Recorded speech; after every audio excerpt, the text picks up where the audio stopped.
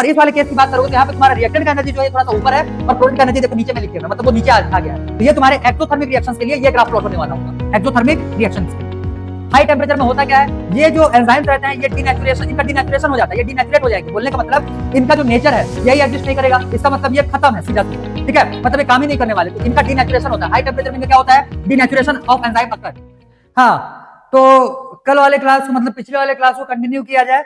आज पूरे चैप्टर को खत्म ही करना है हमको, ठीक है। तो आज की क्लास जो है बेसिकली भाई ये तुम्हारे लिए बहुत इंपॉर्टेंट है। देखो मोस्टली लोगों को इस चैप्टर के प्रीवियस जो टॉपिक्स है वो एक बार में समझ में आ ही जाते हैं, मतलब बहुत ज्यादा हैवी लेवल के ऐसे तुमको देखने के लिए नहीं मिलते। लेकिन एक्चुअली में क्या है कि ये जो आखिरी टॉपिक आ जाता है यहाँ से तुम्हारे कुछ ग्राफिकल रिप्रेजेंटेशंस आने वाले रहेंगे, उनके मीनिंग समझने हैं तुमको, वहां पे तुमको कुछ कुछ कॉन्सेप्ट दिमाग में बिठाने हैं।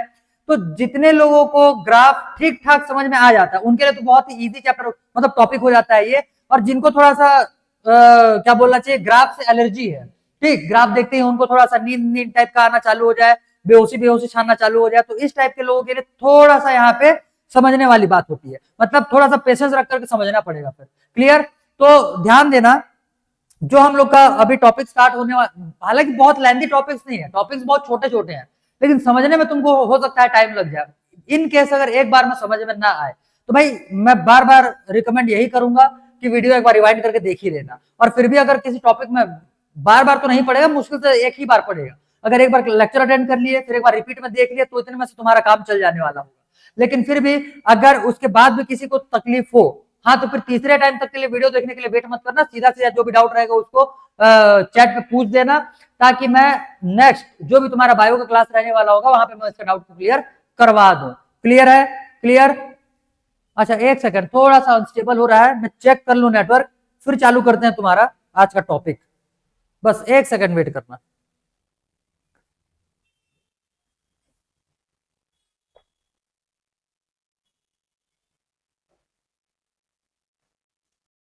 ठीक है, तो क्लियर है। चलो अब हम लोग यहाँ से पिछले वाले क्लासेस में जितने भी हम लोगों ने किया हुआ था उसको आगे कंटिन्यू करते हैं। तो एक एक करके पॉइंट लिखते हुए चलो, देखते हुए चलो और समझते हुए चलो। जस्ट वेट, मैं इसको निकाल दूं।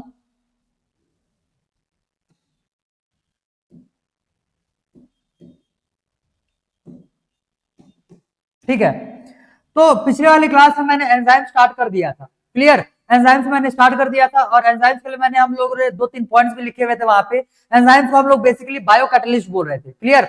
तो मैंने तुमको बता दिया था कि कैटलिस्ट जो रहते हैं वो बेसिकली दो टाइप तुम्हारे होने वाले होते हैं। एक काम करना, कैटलिस्ट को बाजू में लिख लेना, क्योंकि इससे रिगार्डिंग मैं तुमको एक होमवर्क दूंगा।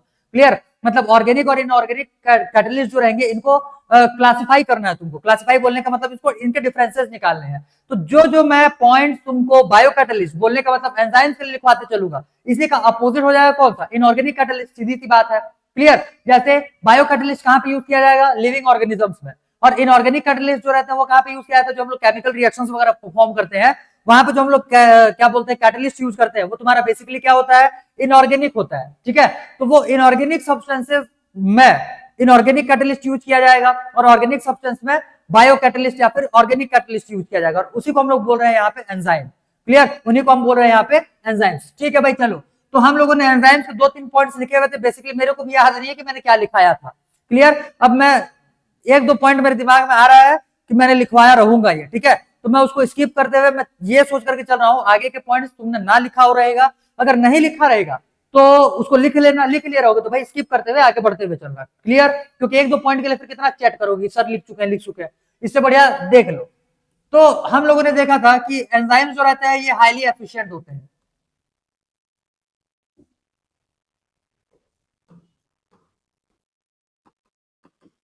ये क्या होते हैं, हाईली एफिशिएंट होते हैं। तो हाईली एफिशिएंट होंगे एंजाइम बोलने का मतलब ये जो भी तुम्हारे रेट ऑफ रिएक्शन रहते हैं उसको ये बहुत ज्यादा इंप्रूव कर देंगे, बहुत ज्यादा बढ़ाने वाले रहेंगे। तो रेट ऑफ रिएक्शन एंजाइम्स की वजह से बहुत तेजी से बढ़ता है। क्लियर? और इसके लिए मैंने तुमको एक एग्जांपल भी बताऊंगा, बोला हुआ था कि हमारे बॉडी में कार्बोनिक एसिड बनता है, ठीक, मतलब हाँ, ठीक है, हमारे बॉडी में कार्बोनिक एसिड बनेगा, मतलब H2CO3। क्लियर? तो कार्बोनिक एसिड जो बनता है, ध्यान देना, highly efficient. Clear? For example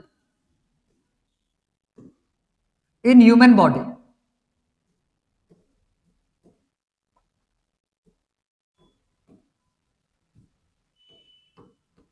human body में होता क्या है, कार्बोनिक एसिड फॉर्म होता है, ध्यान देना। तो H2O और प्लस CO2, अगर इसको हम लोग मिलाए मतलब इनका रिएक्शन होता है बॉडी में, और यहाँ पे हम लोग को बनेगा H2CO3। Clear clear. फिर हाइड्रोजन आयन और HCO3 माइनस आयन में कन्वर्ट हो जाता है, बाकी वो हमारे काम का नहीं है, हमारे लिए इतनी काम किया है।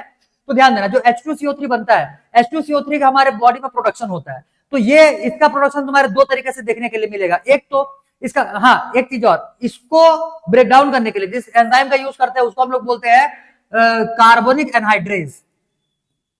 कार्बोनिक एनहाइड्रेज, ठीक है। कार्बोनिक एनहाइड्रेज वो एंजाइम होगा जिसको यूज करते हुए हम लोग इसको हाइड्रोलाइज करने वाले रहेंगे। अब ध्यान देना, अगर इसको विदाउट विदाउट ये एंजाइम,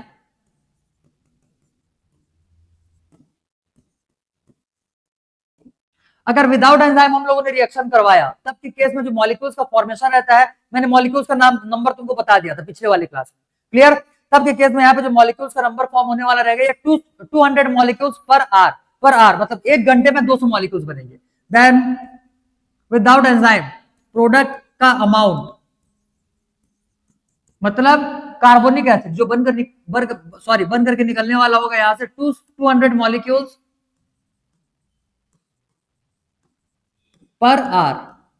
और वही अगर हम लोगों ने एंजाइम को यूज किया विथ एंजाइम, तब के केस में इसमें जो मॉलिक्यूल्स तुम्हारे बन करके आते हैं, प्रोडक्ट कितने बन जाएंगे? 6 लाख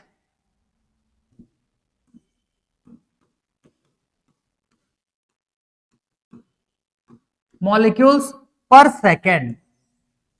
वो पर आवर में भाई 200 मॉलिक्यूल्स बना करके दे रहा था, मतलब अगर बिना एंजाइम के रिएक्शन करवाए तो पर आवर में ये 200 मॉलिक्यूल्स बना करके दे रहा था। जब हम लोगों ने यहाँ पे एंजाइम यूज कर लिया, तो एंजाइम यूज करने के बाद 6 लाख मॉलिक्यूल्स बनना स्टार्ट हो गए, वो भी पर सेकेंड। तो सोच करके देख लो भाई कि यहाँ से जो ये एंजाइम हम लोगों ने यूज किया हुआ है, ये कितना ज्यादा एफिशिएंट है, कितना ज्यादा हाईली एफिशिएंट रहता है। मतलब इस वाले एंजाइम को हम लोग ह्यूमन बॉडी का फास्टेस्ट एंजाइम बोलते हैं। क्लियर। जो कार्बोनिक एनहाइड्रेज रहता है, इसको हम लोग ह्यूमन बॉडी का फास्टेस्ट एंजाइम बोलते हैं। तो चाहो तो यहाँ पे लिख लेना, ये क्या हो जाएगा? Fastest enzyme of the body.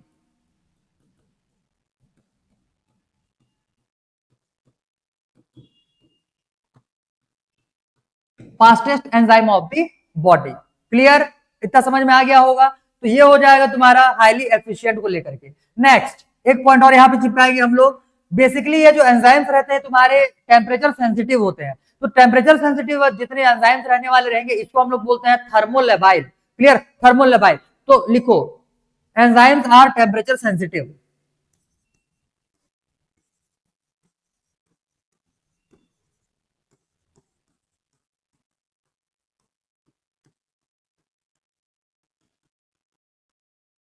Enzymes are temperature sensitive. ये टेम्परेचर सेंसिटिव है, तो इसी को हम लोग क्या बोलते हैं? थर्मोलेबाइल बोलते हैं, thermolabile.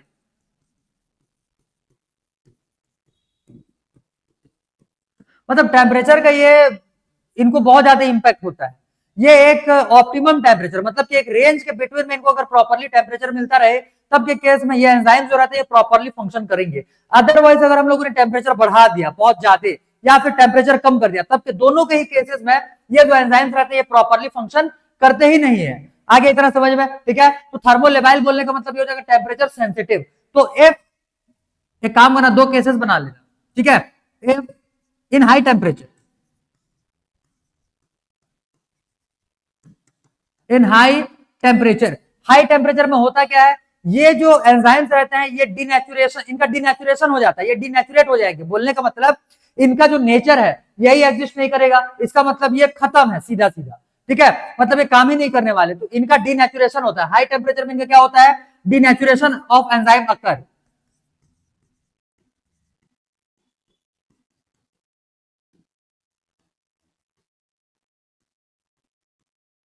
Denaturation of enzyme, denaturation of enzyme में वो काम ही नहीं करने वाले, उनका नेचर खत्म हो गया। जिस चीज के लिए वो बने हुए हैं, अब वो नेचर ही स्टोर नहीं करने वाले होंगे यहाँ पे। क्लियर, वो नेचर ही यहाँ पे अपियर नहीं होगा। क्लियर, तो इस हिसाब से इनका यहाँ पे क्या हो गया? डिनेचुरेशन हो गया। और इन केस अगर लो टेम्परेचर लिए, इन केस अगर हम लोग लो टेम्परेचर लिए, इन लो टेम्परेचर ये जो एंजाइम्स होते हैं ये इनएक्टिव हो जाते हैं।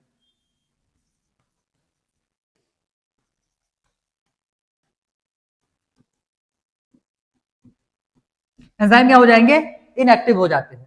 आगे इतना समझ में, वो एक डेटा भी दिया हुआ रहता है कि 10 डिग्री सेल्सियस अगर हम लोग टेम्परेचर में रेज करते हैं, तब के केस में जो तुम्हारा रेट ऑफ रिएक्शन रहता है, रेट ऑफ रिएक्शन रहता है वो तुम्हारा या तो डबल हो जाएगा या फिर हाफ हो जाएगा। तो भाई ये भी एक कॉन्सेप्ट आता है, इसको हम लोग देखेंगे क्या बोलना चाहिए, फैक्टर्स में। ठीक है, टेम्परेचर पे भी तुम्हारा एंजाइम जो रहेगा डिपेंड करने वाला होगा, तो फैक्टर में इसको हम लोग चिपका लेंगे, वहीं पे लिख लेंगे इसको।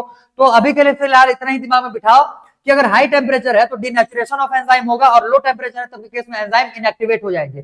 ध्यान देना, यही तुम्हारा जैसे मान करके चलो, जब हम लोग को फीवर होता है, बुखार वगैरह होता है, तो बुखार होता है तो भाई हमारे बॉडी का टेम्परेचर इंक्रीज करेगा उसमें, तो इसी वजह से हम लोग का डाइजेस्टिव सिस्टम जो रहता है ये भी गड़बड़ा जाता है। जब जब किसी को फीवर होता है, साथ ही साथ में उसके डाइजेस्टिव सिस्टम भी क्या होते हैं, खराब हो जाते हैं। तो वहां पे भी बहुत ज्यादा डॉक्टर साफ साफ बोलते हैं भाई बहुत ही नॉर्मल खाना पीना करो उस टाइम पे। जब अगर किसी को फीवर हुआ है तो बाहर के जो ऑयली फूड मटेरियल्स रहते हैं वो नहीं खाने का, क्या बोलना चाहिए, वो फास्ट फूड वगैरह रहता है वो सब इग्नोर करो।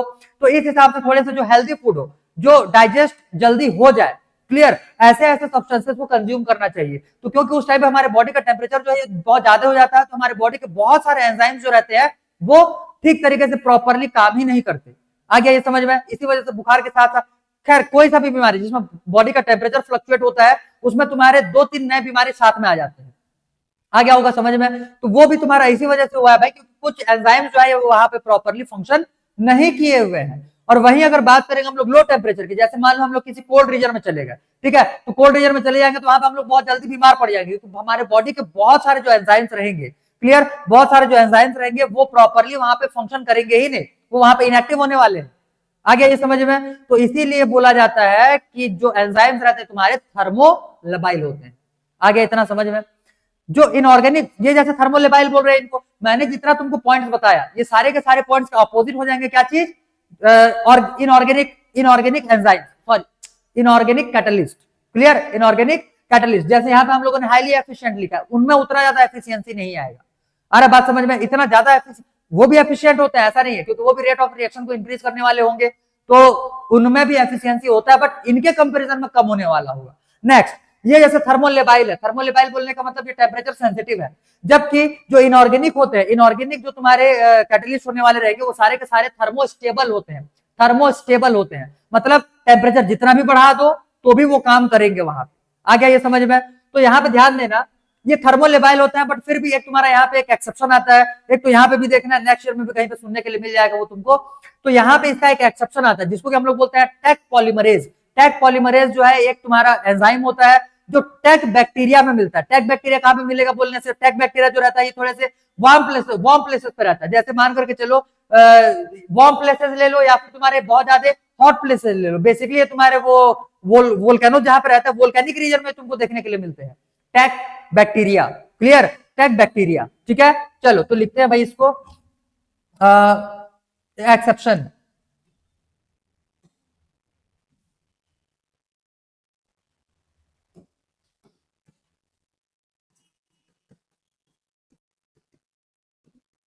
इसमें आ जाएगा take polymerase.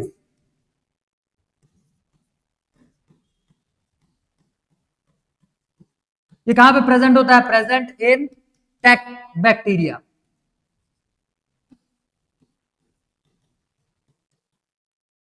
Clear, found in hot reason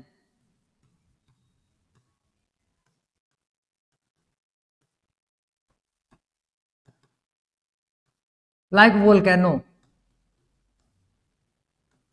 ठीक है, ये वोल्केनो के आसपास में तुमको देखने के लिए मिलने वाले रहेंगे। ये जो टैग टैग यहाँ पे लिखा हुआ है, ये टी से आ जाता है थर्मस, और एक्यू से आता है एक्वेटिकस, थर्मस एक्वेटिकस। क्लियर, ये उस बैक्टीरिया का नाम है, लिखना चाहो तो लिख सकते हो, इससे आ जाएगा ये थर्मस एक्वेटिकस।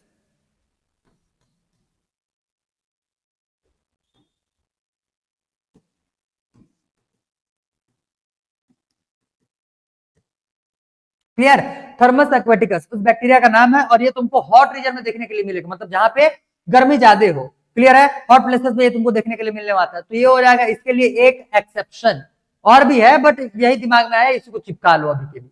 क्लियर है, तो ये हो जाएंगे भाई तुम्हारे एंजाइम्स को लेकर के डिटेलिंग। अब पहले इतने को छापो, इसके बाद हम लोग एक आध पॉइंट और देखेंगे, और फिर हम लोग देखेंगे कि एक्चुअली में ये एंजाइम्स जो है ये एक्चुअली में फंक्शन करते कैसे। हाँ, एक चीज और ध्यान देना, जो हम लोगों ने लिखा हुआ था कि 3D स्ट्रक्चर प्रोड्यूस करते हैं, और 3 डिग्री सॉरी 3 डिग्री प्रोटीन है, मतलब टर्सरी प्रोटीन है। तो टर्सरी प्रोटीन होने की वजह से इनके 3D स्ट्रक्चर की वजह से ध्यान देना, ऐसे ध्यान देना, ये इस टाइप से रहने वाले होंगे। क्लियर? तो ये जो 3D स्ट्रक्चर बनाए हुए हैं इनके वजह से जगह जगह पे ऐसे तुमको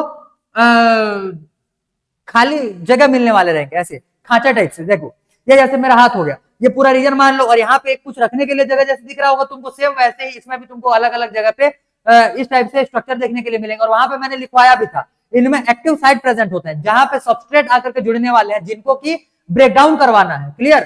तो यहाँ पे इनके क्या प्रेजेंट होते हैं, यहाँ पे प्रेजेंट होता है ये active sites, active site present होता है due to tertiary structure, due to tertiary structure. Tertiary structure होने की वजह से इनमें इस टाइप के साइट्स पॉसिबल है, इसी वजह से एक्टिव साइट यहाँ पे प्रेजेंट होते हैं। आगे ये समझ में? क्लियर? क्लियर? जल्दी जल्दी कुछ चिपकाओ, फिर यहां से कंटिन्यू करें आगे। जल्दी लिखो जल्दी।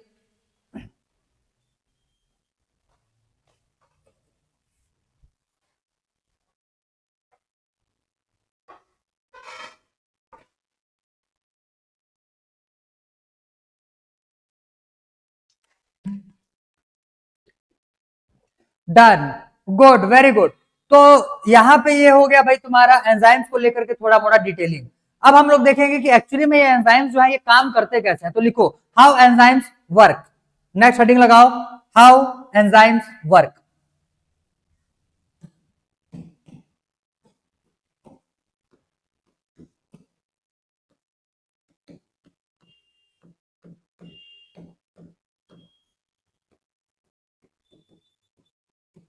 देखो एंजाइम्स काम कैसे करते हैं अगर ये बोलोगे तो ये बहुत ही क्या बोलना चाहिए, इजी। अच्छा मैं तुमको डायग्रामेटिकली बता देता हूँ कि एंजाइम्स काम कैसे करते हैं। एक्चुअली में सबस्ट्रेट जो रहते हैं तुम्हारे दिखेंगे कैसे, और एक इंफॉर्मेटिव चीज यहाँ पे बता रहा हूँ, इसको अभी कोने में लिख लिया रहा है ना। अभी हम लोग जब देखेंगे इसके फैक्टर्स तो वहां पे इनिबिटर्स आएंगे, इनिबिटर्स आएंगे। क्लियर? तो इनिबिटर्स में फिर वहां पे यूज करेंगे इसका। एक चीज ध्यान देना, अब ध्यान दो, मैं यहाँ पे एक एंजाइम बना रहा हूँ। सबसे पहले एंजाइम का स्ट्रक्चर कैसा भी हो सकता है, ठीक है? तो मैं यहाँ पे प्रॉपरली समझने लायक एक एंजाइम बना रहा हूं, ध्यान देना।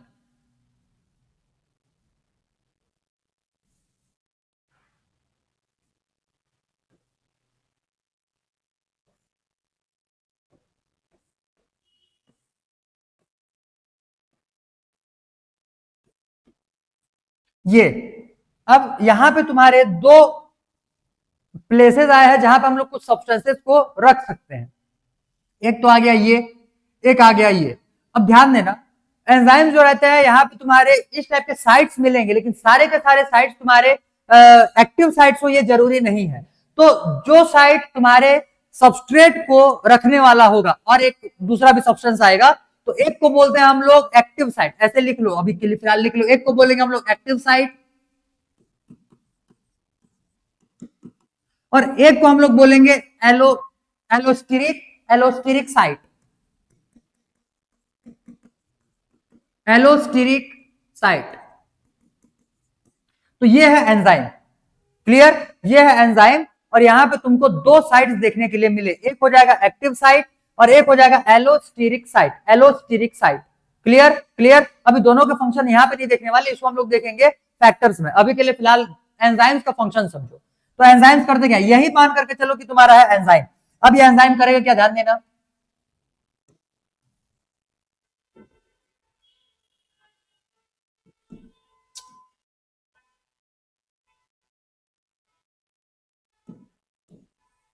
देखो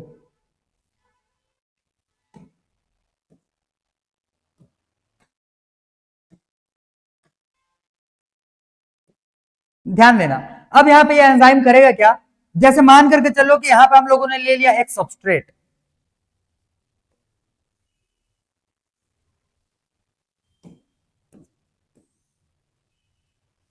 देखो ये है एंजाइम, इसको हम लोग रिप्रेजेंट कर रहे हैं अभी ई से। ये हो जाएगा तुम्हारा सबस्ट्रेट, ये हो जाएगा सबस्ट्रेट जो कि रिएक्शन में जाने वाला है। क्लियर? अब ध्यान से समझो होगा क्या। अब आगे चल करके ये जो एंजाइम है इसके पास में आएगा सबस्ट्रेट, वेट,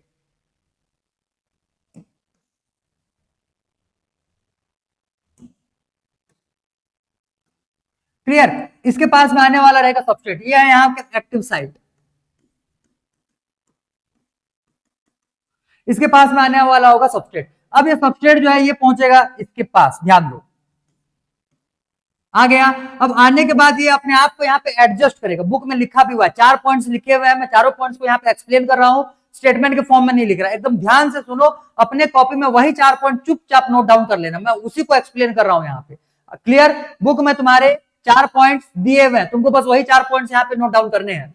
तो सबसे पहले मैं ये एंजाइम के पास में जैसे ही सबस्ट्रेट आएगा, ये एंजाइम के पास में पहुंच गया, आने के बाद ये अपने आप को वहां पे एडजस्ट करेगा, ये एंजाइम भी एडजस्ट करेगा और साथ ही साथ में ये सबस्ट्रेट भी एडजस्ट करेगा। एग्जांपल के लिए अभी समझो, ये जो सब्सटेंस आया हुआ है, ये तुम्हारा सुक्रोज है, एग्जांपल के लिए समझो, ये तुम्हारा सुक्रोज है। अब ये पहुंच गया एंजाइम के पास में, अब एंजाइम अपना एक्टिविटी परफॉर्म करना चालू करेगा, एक्टिविटी जब ये परफॉर्म करना चालू करेगा तो यहाँ पे ये जो तुम्हारा सुक्रोज आया हुआ है, इस सुक्रोज को ये ब्रेक डाउन करेगा, इस सुक्रोज का ये ब्रेक डाउन करेगा, ध्यान देना।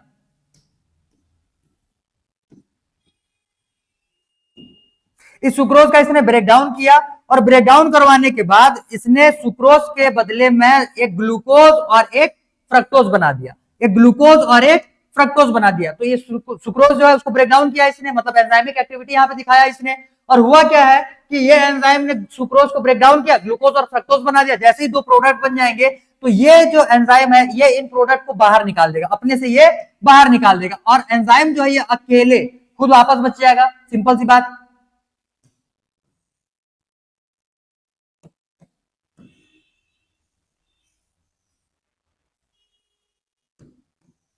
ये अब एंजाइम जो है ये अकेले बच गया, मतलब एंजाइम कहीं पे यूज हुआ क्या?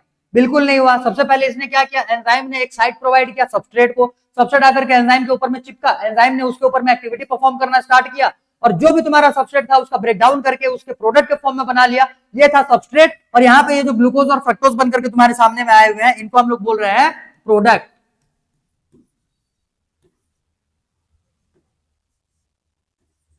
इनको हम लोग बोल रहे हैं यहाँ पे प्रोडक्ट। ध्यान से समझो, यहाँ पे जो कॉम्बिनेशन बना हुआ है ये तुम्हारा एंजाइम सबस्ट्रेट कॉम्प्लेक्स है। ये क्या हो जाएगा, एंजाइम सबस्ट्रेट कॉम्प्लेक्स।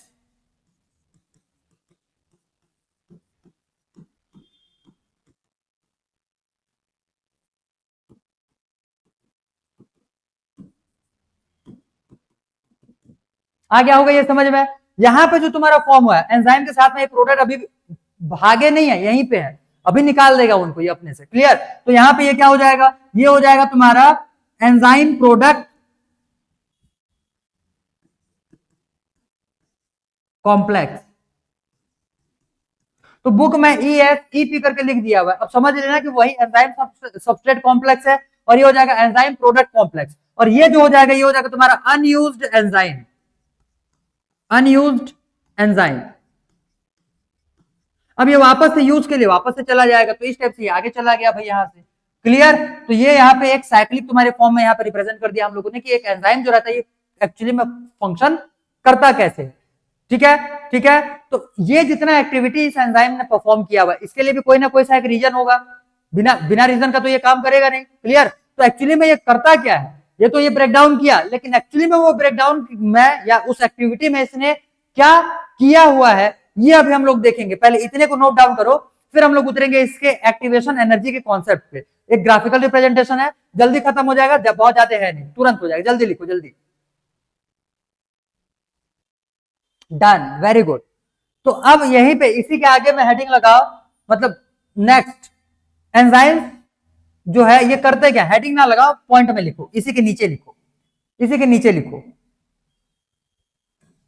लिखो enzymes basically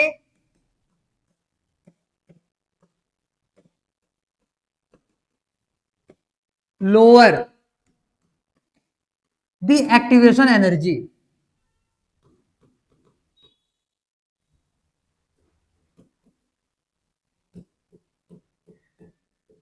of the reaction,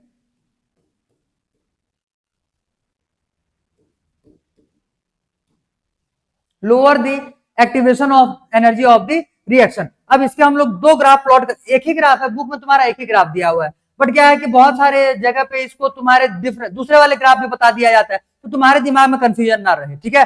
दोनों ही ग्राफ 100% एक्यूरेट है, एग्जाम में आए तो किसी को भी चिपका सकते हो, कोई मार्क्स उसमें से रिड्यूस नहीं होने वाला, ठीक है। तो ध्यान से समझो, यहाँ पे हम लोग जो ग्राफिकल इसका रिप्रेजेंटेशन कर रहे हैं, ये कैसे कर रहे हैं।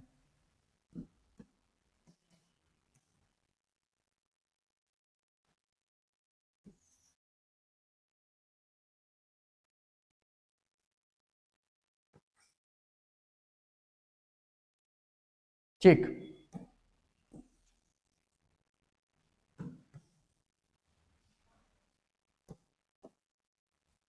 ध्यान देना, हम लोग इसमें इस साइड में ले रहे हैं पोटेंशियल एनर्जी, क्लियर। हम लोगों ने इस साइड में क्या ले लिया, पोटेंशियल एनर्जी, क्लियर है, क्लियर है।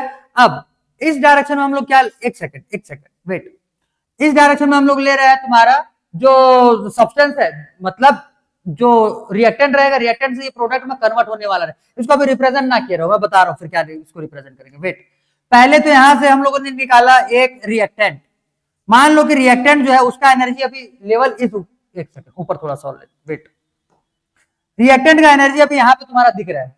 अब इसको करेंगे क्या, बेसिकली होता क्या है कि किसी भी रिएक्टेंट को हम लोग को प्रोडक्ट बनवाने के लिए सबसे पहले उसको एक एनर्जी प्रोवाइड करना रहता है, जिसको हम लोग बोलते हैं एक्टिवेशन एनर्जी, ताकि वो एक स्टेट में पहुंच जाए। स्टेट बोलने का मतलब ऐसे स्टेट में जहां से वो प्रोडक्ट में ट्रांजिट हो पाए, मतलब उसका ट्रांजिशन हो पाए, मतलब कन्वर्जन का पॉइंट समझ लो, कन्वर्जन का ऐसे समझो, जैसे मान करके चलो कि हम लोगों ने यहाँ पे आइस का क्यूब लिया हुआ है, तो कोई ना कोई सा एक ऐसा पॉइंट आएगा जहां पे ये आइस और मान लो यहाँ पे ये वाटर में कन्वर्ट हो गया, तो आइस और वाटर दोनों के बीच का एक स्टेट आएगा, और उसको हम लोग बोलते हैं इंटरमीडिएट स्टेट, या फिर उसको हम लोग बोलते हैं transition state. Transition state, clear है, ट्रांजिशन स्टेट। तो ट्रांजिशन स्टेट जो रहता है ये हर रिएक्शन में होगा ही होगा, बिना ट्रांजिशन स्टेट में पहुंचे कोई सा भी रिएक्टेंट जो है तुम्हारे प्रोडक्ट में कन्वर्ट नहीं हो सकता, ये डेफिनेट बात है। आ गया ये समझ में, क्लियर है, क्लियर है। तो यहां पे हम लोग ग्राफ बना रहे हैं, ध्यान देना। सबसे पहले यहाँ पे ये रिएक्टेंट आया, रिएक्टेंट का एनर्जी जो है ये ऊपर जाएगा सबसे पहले में, और यहां से होकर के ये आगे आ गया, और यहां से ये बना लिया प्रोडक्ट। अब ध्यान दो, यहां पे ये क्या है, रिएक्टेंट,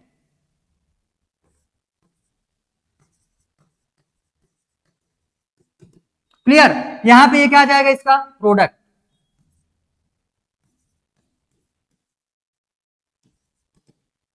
ठीक है। अब समझो, समझने वाली बात कहां पे, ध्यान दो,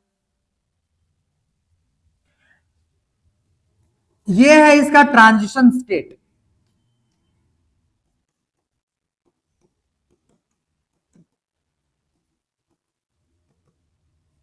तो कोई सा भी सबस्ट्रेट यूज कर लो, प्रोडक्ट फॉर्म होने से पहले एक इंटरमीडिएट स्टेट में वो आएगा, और इंटरमीडिएट स्टेट में जैसे ही आता है वो ट्रांजिशन स्टेट, उसी को हम लोग बोलते हैं ट्रांजिशन स्टेट, जहां पे वो ट्रांजिट होगा, मतलब एक फॉर्म से दूसरे फॉर्म में, रिएक्टेंट से प्रोडक्ट में, क्लियर।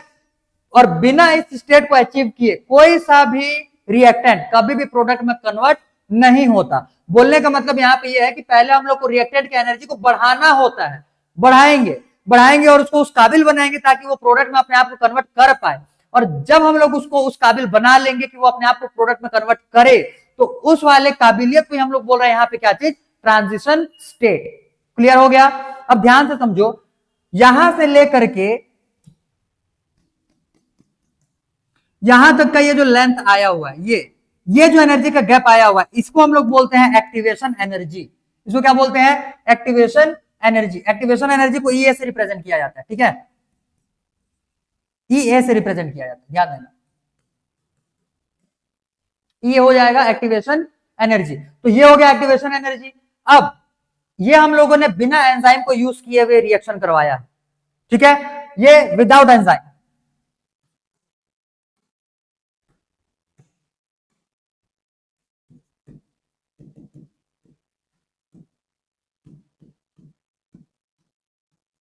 Without enzyme.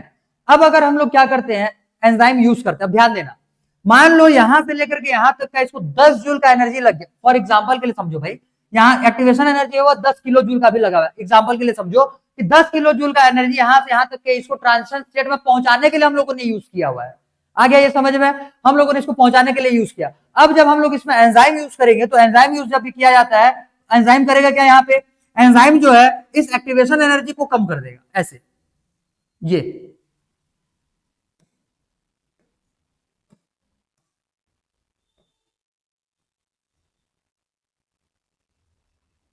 ये अब ध्यान देना, पहले ये पूरा 10 किलो जूल का यहाँ पे एनर्जी का रिक्वायरमेंट था हम लोगों को ट्रांजिशन स्टेट में लेकर के जाने के लिए।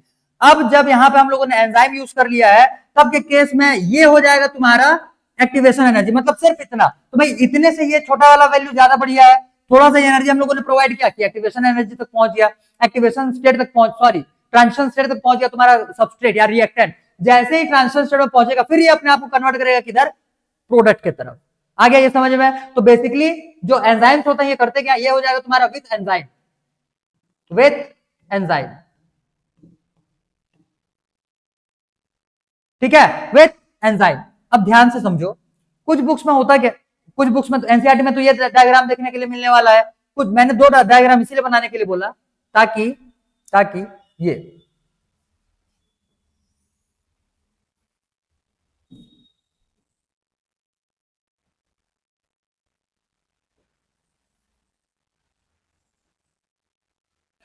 किसी किसी बुक में तुमको ये डायग्राम देखने के लिए मिलने वाला होगा, ठीक, हाँ वो बतख के पैर, सॉरी सिर के जैसे दिख रहा है, वैसे ही है। चलो, तो यहाँ पे ये क्या हो जाएगा, यहाँ पे ये क्या हो जाएगा, कहीं कहीं पे तुमको ये डायग्राम देखने के लिए मिलता है, कहीं कहीं पे ये डायग्राम देखने के लिए मिलता है। बस लेबलिंग कर लेना भाई इसमें भी, और लिख लेना सेम चीज है। मैं इसका मतलब तुमको समझा रहा हूं, ध्यान देना। पहले ये है रिएक्टेंट, और ये है तुम्हारा, ये रीजन है तुम्हारा प्रोडक्ट का, ठीक है। तो रिएक्टेंट का एनर्जी यहाँ पे क्या है, कम। रिएक्टेंट का एनर्जी क्या है यहाँ पे, कम। यह है ना पोटेंशियल एनर्जी, इधर हम लोग पोटेंशियल एनर्जी ले रहे हैं, तो रिएक्टेंट का एनर्जी कम है और प्रोडक्ट का एनर्जी ज्यादा है। रिएक्टेंट का एनर्जी यहाँ पे क्या है, कम, और प्रोडक्ट का एनर्जी यहाँ पे क्या हो जाएगा, ज्यादा। तो प्रोडक्ट का एनर्जी अगर ज्यादा है, मतलब रिएक्टेंट ने जो एनर्जी है उसको कंज्यूम किया है, और एनर्जी अगर ओवरऑल अगर रिएक्टेंट ने कंज्यूम किया हुआ रहेगा, तब के केस में इसको हम लोग क्या बोलते हैं, एंडोथर्मिक। तो ये जो रिएक्शन होगा ये तुम्हारे एंडोथर्मिक के लिए होगा, एंडोथर्मिक। आगे इतना समझ में? और इस वाले केस की बात करोगे तो यहाँ पे तुम्हारा रिएक्टेंट का एनर्जी जो है थोड़ा सा ऊपर है, और प्रोडक्ट का एनर्जी देखो नीचे में लिखे हुए, मतलब वो नीचे आ गया है। तो ये तुम्हारे एक्सोथर्मिक रिएक्शंस के लिए ये ग्राफ प्लॉट होने वाला होगा, एक्सोथर्मिक रिएक्शंस के लिए। दोनों ही केसेस की बात करोगे तो यहाँ पे देख लो, पहले इसका भी एक्टिवेशन एनर्जी इतना था, अब उसको रिड्यूस कर दिया है, इतने में ले आया है। इसका भी एक्टिवेशन एनर्जी इतना था, इसको रिड्यूस करके इतने में ले आया हुआ है। बोलने का मतलब ये है कि एंजाइम्स जो रहते हैं ये तुम्हारे एक्टिवेशन एनर्जी को रिड्यूस करते हैं। एक्टिवेशन एनर्जी बोलने का मतलब वो एनर्जी जो किसी भी एक सबस्ट्रेट को प्रोडक्ट में कन्वर्ट होने के लिए ट्रांजिशन स्टेट में लेकर के जाता है। क्लियर? तो लिखो इस पे, एक्टिवेशन एनर्जी में एक लाइन में चिपका लो नीचे में ही,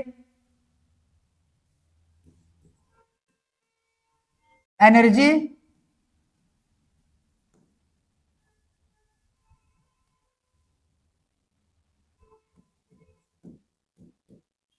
required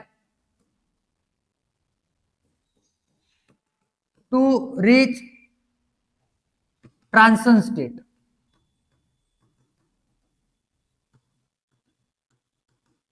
इसी को हम लोग क्या बोलते हैं, एक्टिवेशन एनर्जी बोलते हैं।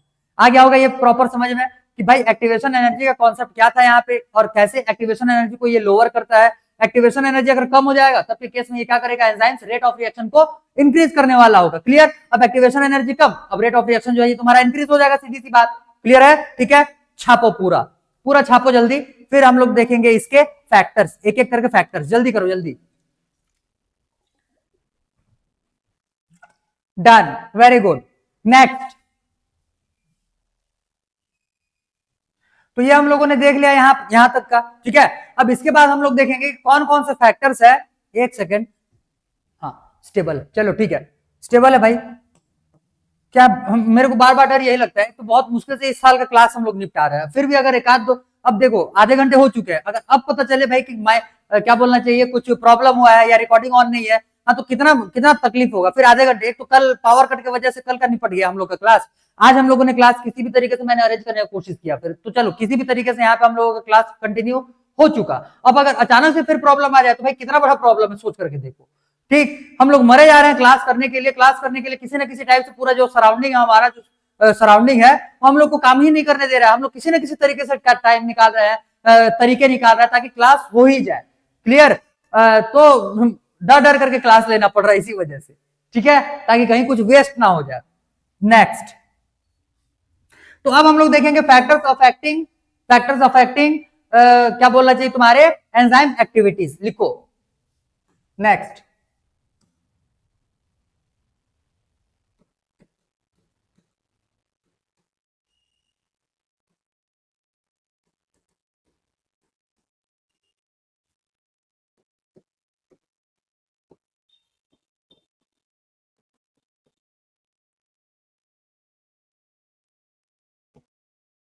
फैक्टर्स अफेक्टिंग एंजाइम एक्टिविटी, ज्यादा नहीं है, 4 फैक्टर से बहुत जल्दी निपटा देंगे। 2 फैक्टर्स तुम्हारे एक साथ छांट के दिया हुआ है, एक हो जाएगा टेम्परेचर, एक हो जाएगा पीएच। क्लियर। उसके बाद फिर हम लोग देखेंगे कंसंट्रेशन ऑफ सबस्ट्रेट। क्लियर। उसके बाद एक आ जाएगा तुम्हारा इनहिबिटर्स। ठीक है, इनहिबिटर्स, इनहिबिटर्स थोड़ा सा है, बाकी बाकी तो ये 3 3 4 4 लाइन में खत्म हो जाएंगे। ठीक है, चलो भाई, तो जो फैक्टर्स यहाँ पे हम लोग को देखने वाले हैं, सबसे पहले नंबर पे यहाँ पे फैक्टर में लिखो टेम्परेचर एंड पीएच।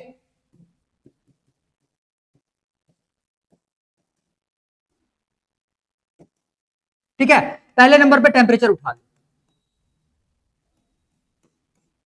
तो हो क्या जाएगा, activity of enzyme is directly proportional to, directly proportional to बोल सकते हो एक तरीके से। ठीक है, क्योंकि हम लोग जब टेम्परेचर बढ़ाते हुए चलेंगे तो तुम्हारा एंजाइम एक्टिविटी जो है ये इंक्रीज करते हुए चलेगा, लेकिन एक लिमिट तक, एक लिमिट तक। ठीक है, एक लिमिट तक, जैसे ही तुम्हारा वेलोसिटी, मैक्सिमम वेलोसिटी को ये अचीव कर लेता है, वी मैक्स तक ये पहुंच जाता है, मैक्सिमम एक्टिविटी ये शो करना चालू कर देगा। उसके बाद फिर और ये आगे का एक्टिविटी करेगा नहीं, फिर धीरे धीरे जब हम लोग टेम्परेचर बढ़ाएंगे तो उसका एक्टिविटी जो है ये तुम्हारा डिक्रीज होना चालू हो जाएगा। मैंने जैसे तुमको पहले भी बताया हुआ है कि टेम्परेचर पे जो एंजाइम्स रहते हैं ये कंटिन्यूअसली बढ़ते हुए नहीं चलेंगे। टेम्परेचर पे ये जो एंजाइम्स रहते हैं ये तुम्हारे ऑप्टिमम टेम्परेचर पे फंक्शन करते हैं, मतलब एक स्पेसिफिक रेंज में। क्लियर है, क्लियर है। ठीक है, तो ऐसे लिखो यहां टेम्परेचर, जैसे टेम्परेचर एंड पीएच लिखे, ऐसे काम करो तो दोनों को एक साथ में निपटा देते हैं। ठीक है, ऐसे लिखो enzymes function properly function at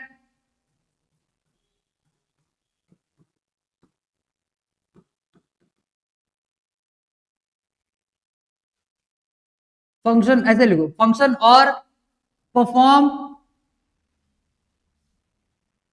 maximum activities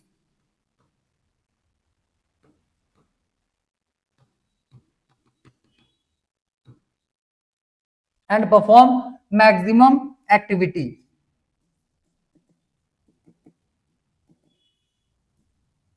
at an optimum temperature and pH।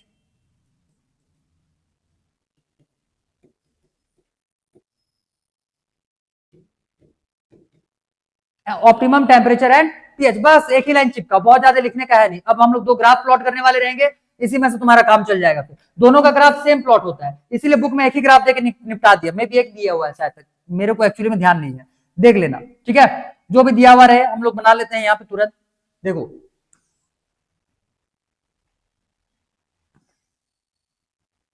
अच्छा हाँ, पिछले वाले में हम लोगों ने नीचे को बताया ही नहीं है, ये रिएक्टेंट से प्रोडक्ट की तरफ जा रहा है, तो ये हो क्या रहा है, ये रिएक्शन हो रहा है। क्या हो रहा है, ये रिएक्शन हो रहा है, तो ये रिएक्शन का डायरेक्शन हो जाएगा तुम्हारा। क्लियर, मतलब रिएक्टेंट से कहां जा रहा है, प्रोडक्ट, तो इधर से क्या हो रहा है, ये रिएक्शन।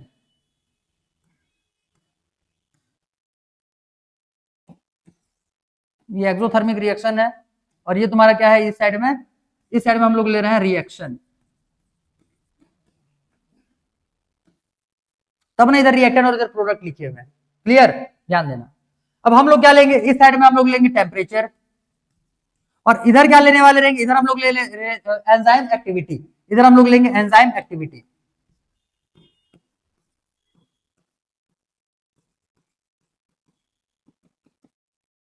Enzyme activity. अब इसका जो ग्राफ प्लॉट होता है, ध्यान देना कैसे इसका ग्राफ हम लोग बना रहे हैं, ये हो जाएगा इसका ग्राफ, ये आ गया समझ में।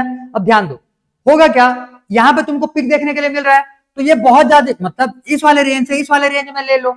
यहाँ पे तुमको ऑप्टिमम टेम्परेचर, मतलब यहाँ पे जो टेम्परेचर मिलेगा, यहाँ पे मैक्सिमम एक्टिविटी शो कर रहा है कौन, एंजाइम। तब के केस में हम लोग इस वाले टेम्परेचर को क्या बोलेंगे, इस टेम्परेचर रेंज को क्या बोलेंगे हम लोग, ऑप्टिमम टेम्परेचर। वो कोई स्पेसिफिक पॉइंट नहीं होता, वो थोड़ा सा आगे पीछे रेंज में होता है।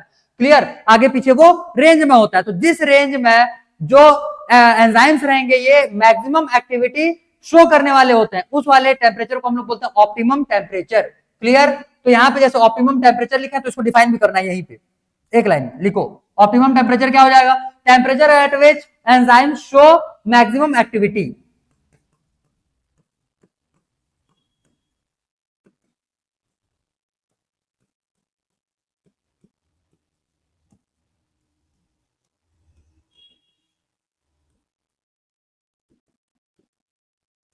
मैक्सिमम एक्टिविटीज आ गया ये समझ में। ठीक है, आगे इधर हम लोगों ने एक्टिविटी लिया हुआ है, तो ये हो जाएगा तुम्हारा मैक्सिमम एक्टिविटी, ये क्या हो जाएगा, max activity.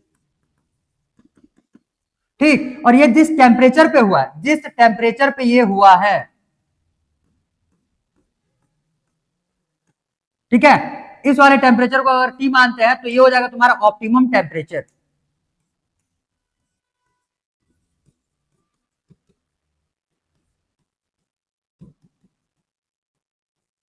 Optimum temperature same वैसे ही पीएच के लिए लिखना है, पीएच वही, pH eight which enzyme show maximum activity, और यही ग्राफ उधर भी कॉपी मारोगे। बस ये जो टेम्परेचर हम लोगों ने लिखा हुआ है, ये टेम्परेचर ना लिख करके इसके जगह पे चुपचाप पीएच लिख डालो बस।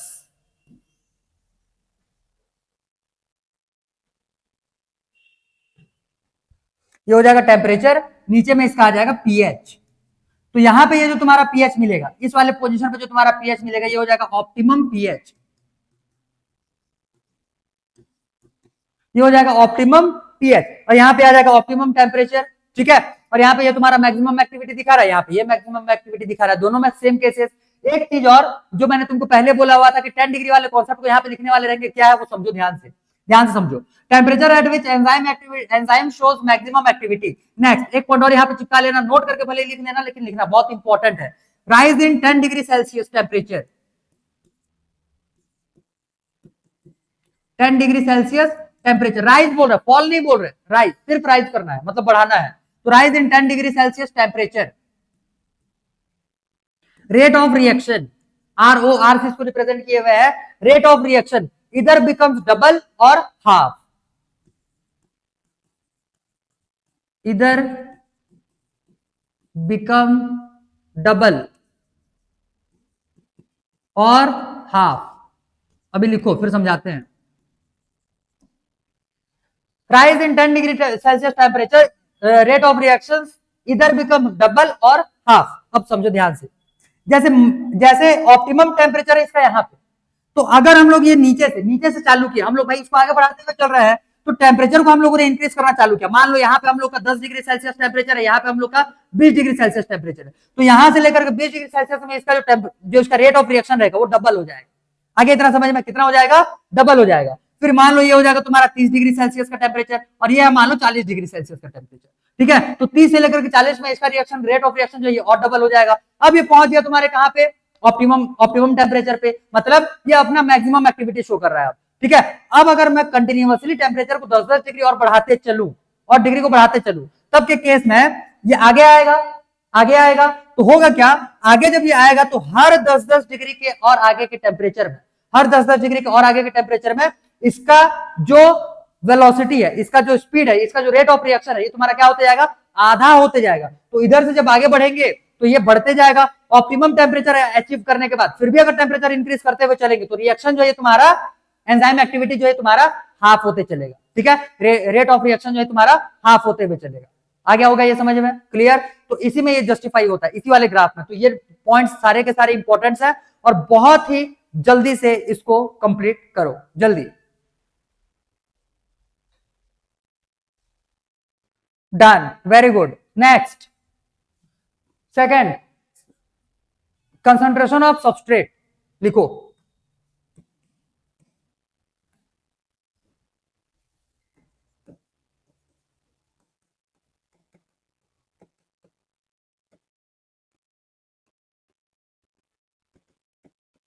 कंसंट्रेशन ऑफ सबस्ट्रेट, ठीक है। तो जाहिर सी बात है भाई, अगर हम लोग सबस्ट्रेट का कंसंट्रेशन बढ़ाना चालू करेंगे तो तुम्हारा जो एंजाइम, सॉरी, जो एंजाइम्स रहेंगे वो जाते जाते सब सबस्ट्रेट को ब्रेक डाउन करना चालू करेंगे, मतलब एक्टिविटी परफॉर्म करने वाले रहेंगे। और जितना ज्यादा वो सबस्ट्रेट का ब्रेक डाउन करवाएंगे, वेलोसिटी ऑफ रिएक्शन जो रहेगा वो तुम्हारा उतना ज्यादा हो जाएगा, ठीक है, ठीक है। तो यहाँ पे लिखो, लिखो, velocity of reaction is directly proportional to the concentration of substrate at a certain limit, for a certain limit.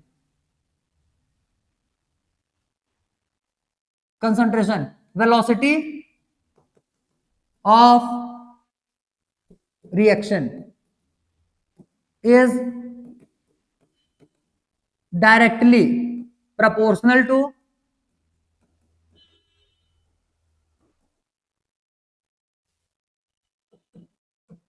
the concentration of substrate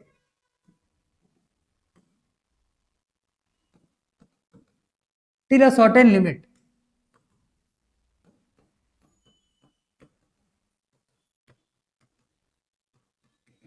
till a certain limit. अब ध्यान से समझो, ध्यान से पहले समझ लो फिर लिखना आराम से छापना उसको, ध्यान दो।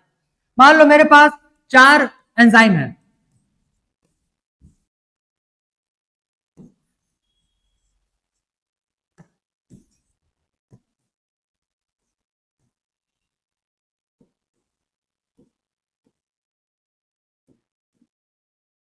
मान लो मेरे पास 4 एंजाइम है। अगर मैं मान लो 2 सबस्ट्रेट लेकर के आया तो भाई 2 ही एंजाइम 2 सबस्ट्रेट को तोड़ करके काम खत्म कर देंगे। तीन तीन सबस्ट्रेट लेकर के आया तो 3 सबस्ट्रेट लेकर के आऊंगा तो भाई 3 एंजाइम जो है वो 3 सबस्ट्रेट को तोड़ेंगे, तो यहाँ पे तुम्हारा वेलोसिटी जो है वो और आगे बढ़ गया, मतलब और ज्यादा हो गया। वेलोसिटी बढ़ने का मतलब तुम्हारे कितना सबस्ट्रेट जो है वो तुम्हारा कन्वर्ट हो रहा है प्रोडक्ट में। तो पहले 2 हो रहे थे, अब 3 हो गए। अब मान लो मैंने 4 ले आया, चार चार सबस्ट्रेट ले आए, 1 2 3 4, 4 सबस्ट्रेट ले आए और 4 सबस्ट्रेट को हमने इसमें एक्टिविटी में परफॉर्म करवाना चालू किया। तो अब ये सारे 4 ही एंजाइम है, तो 4 एंजाइम जो है वो 4 सबस्ट्रेट का ब्रेकडाउन करके यहाँ से प्रोडक्ट बना लेंगे। अब मान करके चलो मैं 5वां ले आया यहाँ पे सबस्ट्रेट, तो उसको तो तोड़ने के लिए और एंजाइम ही नहीं है, मतलब एक लिमिट तक पहुंच गया 4 के। अब 4 से ज्यादा अगर एंजाइम सॉरी सबस्ट्रेट लेकर के आएंगे तो एंजाइम उनको और ब्रेक डाउन नहीं कर पाए, क्योंकि एंजाइम उतने है ही नहीं वहां पे। क्लियर? तो एक स्पेसिफिक लिमिट तक पहुंचने के बाद वेलोसिटी ऑफ रिएक्शन जो रहने वाला होगा ये तुम्हारा कांस्टेंट हो जाता है। तो एक सर्टेन लिमिट तक ये इंक्रीज करते हुए चलेगा on increasing concentration of substrate. जैसे ही हम लोग सबस्ट्रेट के कंसंट्रेशन को एक स्पेसिफिक लिमिट तक पहुंचा देते हैं उसके बाद वी मैक्स अचीव हो जाता है। वी मैक्स बोलने का मतलब maximum velocity of the reaction ये अचीव हो जाएगा, और तब के बाद जो तुम्हारा वेलोसिटी रहेगा ये तुम्हारा कांस्टेंट चलने वाला होगा, कांस्टेंट। तो इसके लिए हम लोग एक ग्राफ प्लॉट करने वाले हैं यहाँ पे। ये कॉन्सेप्ट समझ में आया? ये कॉन्सेप्ट समझ में आ गया कि एक सर्टेन लिमिट तक ही क्या होता है, एंजाइम जो रहते हैं तुम्हारे वेलोसिटी को इंक्रीज करेंगे, उसके बाद फिर वेलोसिटी ऑफ रिएक्शन जो रहेगा तुम्हारा कांस्टेंट हो जाएगा। तो इसके लिए जो ग्राफ तुम्हारे बुक में दिया हुआ है ध्यान से देखो।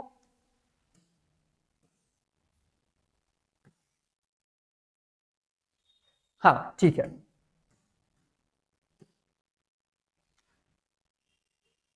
ये हम लोग ले रहे हैं इस साइड में velocity, velocity of the reaction.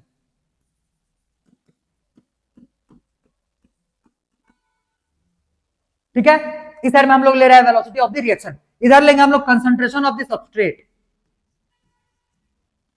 Concentration of the substrate. ठीक है, देखो यहाँ एक चीज और बता दूं, यहाँ पे जितने एलिमेंट्स हम लोग देख रहे हैं केमिस्ट्री में फिर से देखना है, केमिस्ट्री में फिर इन्हीं ग्राफ का यूज करना है। कंसंट्रेशन के लिए हम लोग इस टाइप के सिंबल का यूज करते हैं, ये भी तुमको याद रहना चाहिए। ठीक है, ऐसे स्क्वायर ब्रैकेट में, इसके बारे में तो खैर मैंने केमिस्ट्री में तुमको बताया भी है। क्लियर? तो ये होता है कंसंट्रेशन ऑफ सबस्ट्रेट। क्लियर? ऐसे स्क्वायर ब्रैकेट से किसी भी सब्सटेंस के कंसंट्रेशन को रिप्रेजेंट करने के लिए हम लोग यूज किया जाता है। आगे ध्यान देना, तो कंसंट्रेशन ऑफ सबस्ट्रेट हम लोग इधर से इधर बढ़ाना चालू किए। अब अगर हम लोग कंसंट्रेशन ऑफ सबस्ट्रेट को कंटिन्यूअसली बढ़ाना चालू करेंगे तो वेलोसिटी जो है ये बढ़ते जाएगा बढ़ते जाएगा बढ़ते जाएगा, लेकिन एक लिमिट आने के बाद ये सीधा निकल जाएगा, मतलब वेलोसिटी जो रहेगा तुम्हारा कांस्टेंट हो जाएगा। इस केस में जो ये वाला पॉइंट आया हुआ है इसको हम लोग बोलते हैं वी मैक्स, इसको हम लोग क्या बोलते हैं? V max. ठीक है, ठीक है, तो यहां तक ये बढ़ते हुए चलेगा, एक पॉइंट आ जाएगा जहां पे इसका फिर वी मैक्स मिल जाएगा, उसके बाद फिर वेलोसिटी ऑफ रिएक्शन जो रहेगा कांस्टेंट हो जाने वाला होगा और वो आगे वहां से नहीं बढ़ेगा। ध्यान देना, एक और पॉइंट हम लोग को यहाँ पे देखना होता है, एक और पॉइंट हम लोग को यहाँ पे देखना होता है, जस्ट वेलोसिटी के आधा वेलोसिटी, मतलब मान लो यहां से 10 मीटर, अब इसको कैसे रिप्रेजेंट करें भाई, मान करके चलो 2 मीटर पर सेकंड के वेलोसिटी से ये तुम्हारा रिएक्शन हो रहा है, अभी के लिए वही एग्जांपल लो ना दिमाग में। 2 मीटर पर सेकंड के वेलोसिटी से ये रिएक्शन चल रहा है और उसका कांस्टेंट और मैक्सिमम वेलोसिटी है, तो जाहिर सी बात है 1 मीटर पर सेकंड जो रहेगा उसका हाफ वेलोसिटी हो जाएगा, तो वो इसके आधे जगह पे मिलेगा। मान लो यहाँ पे मिल रहा है तुम्हारा वी मैक्स हाफ, यहाँ पे क्या मिल गया? V max divide by 2, V max half, half of V max मिल गया। इस केस में जो तुम्हारा कंसंट्रेशन ऑफ सबस्ट्रेट मिलता है इसको हम लोग बोलते हैं के एम, इसको हम लोग बोलते हैं के एम। ठीक है, के एम, के एम बोलने का मतलब होता है माइकलिस कांस्टेंट, के एम बोलने का मतलब क्या होता है? Michaelis constant. एक्चुअली में इसका पूरा नाम माइकलिस मेंटन होता है। ठीक है, माइकलिस मेंटन कांस्टेंट। तो ये केएम क्या है? KM concentration of the substrate. KM क्या हो जाएगा? Concentration of the substrate at which half of V max is achieved, at which half of V max is achieved. ये कंसंट्रेशन ऑफ द सबस्ट्रेट है, और इस concentration पे, ये वो कंसंट्रेशन ऑफ द सबस्ट्रेट है जहां पे तुम्हारा वेलोसिटी जो रहता है ये तुम्हारे वी मैक्स का आधा होता है। तो यहां पे लिखना एक लाइन में, के एम क्या हो जाएगा? के एम माइकलिस कांस्टेंट तो वहां पे लिख चुके हैं, इधर लिखो, ये क्या हो जाएगा? Concentration of the substrate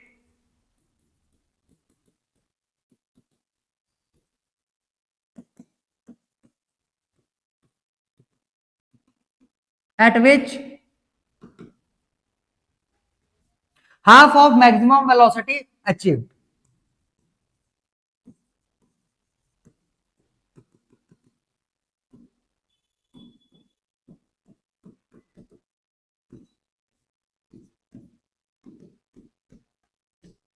half of maximum velocity achieve.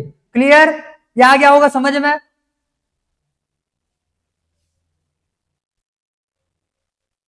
हाँ ठीक है भाई, चलो तो जल्दी नोट डाउन करो इसको फटाफट। ये हो जाएगा तुम्हारा सेकंड फैक्टर। थर्ड पे उतरेंगे, फिर स्पीड में लिखो, स्पीड में। Done, very good. Next, next हम लोग देखेंगे फैक्टर इनहिबिटर्स।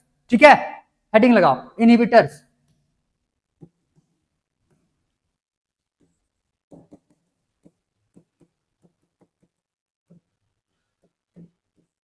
ये क्या हो जाएंगे?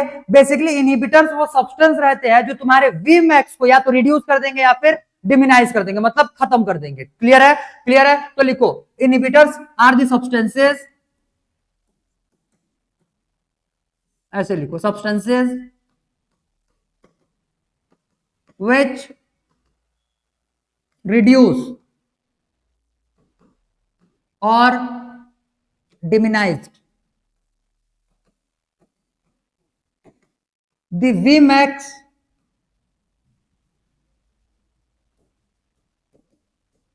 of the reaction।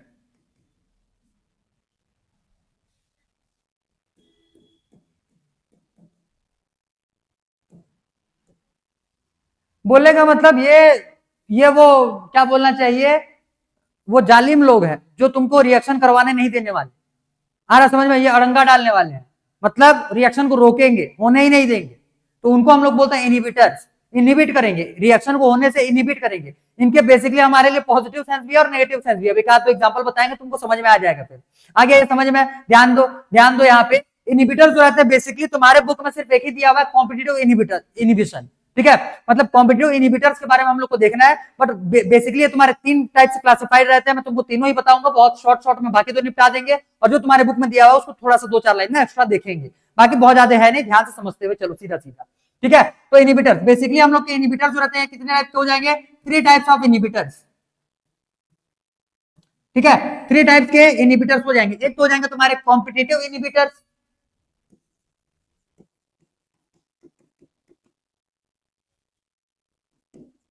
ठीक है। एक हो जाएंगे नॉन कॉम्पिटिटिव,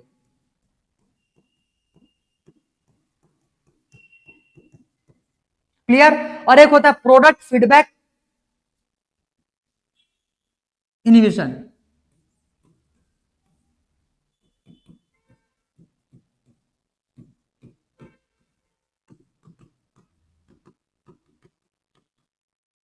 ठीक, नॉन कॉम्पिटिटिव इनहिबिशन, और ये तो हो जाएगा तुम्हारा कॉम्पिटिटिव इनहिबिशन या कॉम्पिटिटिव इनहिबिटर्स ले लो, तो जो भी है। इनहिबिशन बोलने का मतलब प्रोसेस हो जाएगा, इनहिबिटर्स बोलने का मतलब सब्सटेंसेस आ जाएंगे। बाकी दोनों का सिग्निफिकेंस वही रहने वाला रहेगा इसको समझने के लिए। ठीक है, ध्यान दो। कॉम्पिटिटिव जो रहता है ये तुम्हारा कहां पे होता है, कैसे होता है? मैं एक काम करता हूं, मैं थोड़ा सा एक डायग्राम लेकर के बताता हूं, ध्यान देना, ध्यान देना। अच्छा, मैंने तुमको पहले ही बोल दिया है कि हम लोग आगे में चल करके देखेंगे, ध्यान दो।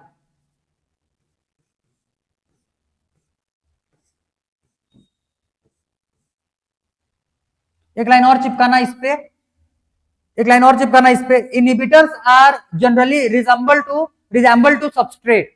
इनहिबिटर्स जो रहेंगे तुम्हारे सबस्ट्रेट के जैसे दिखेंगे, या तो उस टाइप के शेप होगा उनके पास, या फिर उस टाइप का मतलब कि जो सबस्ट्रेट के पास तुम्हारा फंक्शनल ग्रुप रहने वाला होगा, यही तुम्हारा इनहिबिटर के पास मिलने वाला होगा। ठीक है, तो एक लाइन वेट, एक लाइन में चिपका ही देते हैं, दिमाग से उतर जाएगा नहीं तो पहले लिख लो।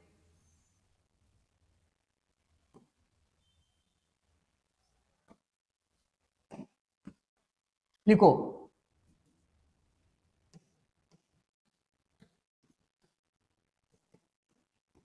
Generally inhibitors resemble to substrates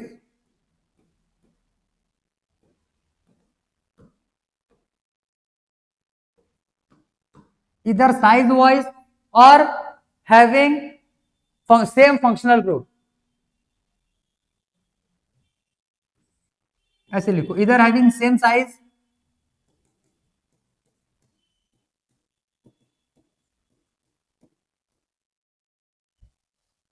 same size और शेप दोनों ही लिख लेना, सेम शेप एंड साइज और हैविंग सेम फंक्शनल ग्रुप।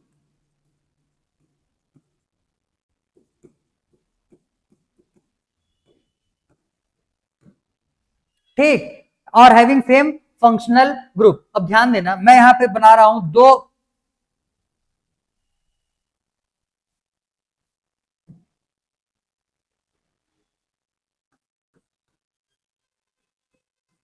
ये और एक आ जाएगा ये। अब देखो दोनों का शेप और साइज लगभग लगभग मैंने सेम बना दिया। एक हो जाएगा यहाँ पे तुम्हारा क्या चीज, एक हो जाएगा यहाँ पे सबस्ट्रेट और दूसरा हो जाएगा यहाँ पे इनहिबिटर। एक हो जाएगा सबस्ट्रेट और एक हो जाएगा यहाँ पे इनहिबिटर। ठीक है, कोई सा भी सबस्ट्रेट है कोई सा भी इनहिबिटर है। मान लो ये है सबस्ट्रेट और ये हो जाएगा इनहिबिटर। क्लियर? अरे ऐसे समझो ना भाई, चाय बनाने के लिए हम लोग नमक और चाय बनाने के लिए हम लोग चीनी का यूज करते हैं, तो नमक और चीनी दोनों को एक साथ ले लो। अगर हम लोगों ने नमक चीनी की जगह में नमक डाल दिया वहां पे, तो वो चाय बनने देगा क्या? वो चाय बनाएगा क्या? उसको कोई पिएगा? उसको चाय बोलेंगे हम लोग? बिल्कुल नहीं, सीधी सी बात है। क्लियर? तो वहां पे हमारा चाय बनेगा ही नहीं। तो जो नमक है वो वहां पे कैसा काम किया? इनहिबिटर के जैसा। और जो चीनी है वो कैसा हो जाएगा? तुम्हारा सबस्ट्रेट। उसी को यूज करके हम लोग क्या बनाने वाले हैं? चाय बनाने वाले हैं। समझ में आया ये बात? बहुत ही एकदम क्या बोलना चाहिए, जो ऑर्डिनरी लाइफ का जो एग्जांपल रहता है ना, ये बेस्ट एग्जांपल। समझ में आ गया होगा? नमक और चीनी को याद रखे रहना। अगर हम लोगों ने चाय बनाना है तो हमको चीनी का ही यूज करना पड़ेगा। उसके जगह पे अगर कोई नमक यूज कर दे या नमक आ जाए या हम लोग को कोई नमक प्रोवाइड कर दे तो उससे हमारा चाय नहीं बनेगा उससे। आ गया ये समझ में? ठीक है, चलो। तो यहाँ पे जैसे सबस्ट्रेट है, तो अब इसके पास ये जो खांचे बने हुए हैं, यहाँ पे ये सबस्ट्रेट भी आकर के चिपक सकता है, यहाँ पे ये इनहिबिटर भी आकर के चिपक सकता है। तो मैंने अभी पिछले वाले में तुमको लिखवाया था, एक होता है इसके पास एक्टिव साइट। ध्यान समझते चलना, ध्यान से, कंफ्यूजन यहीं पे होता है। एक होता है इसके पास एक्टिव साइट, क्लियर? और एक को हम लोग बोलते हैं इसका allosteric site.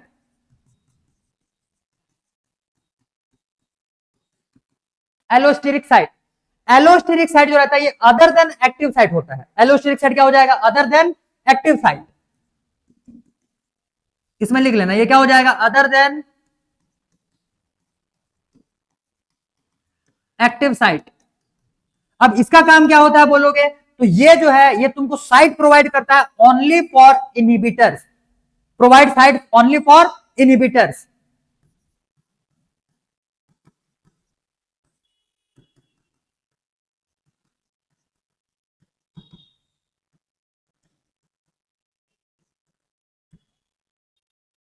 Only for inhibitor. और ये जो एक्टिव साइट है ये तुमको साइट प्रोवाइड करेगा इनहिबिटर्स के लिए भी और सबस्ट्रेट के लिए भी, मतलब दोनों ही जाकर के यहाँ पे फिट हो सकते हैं। तो ये हो जाएगा provide site for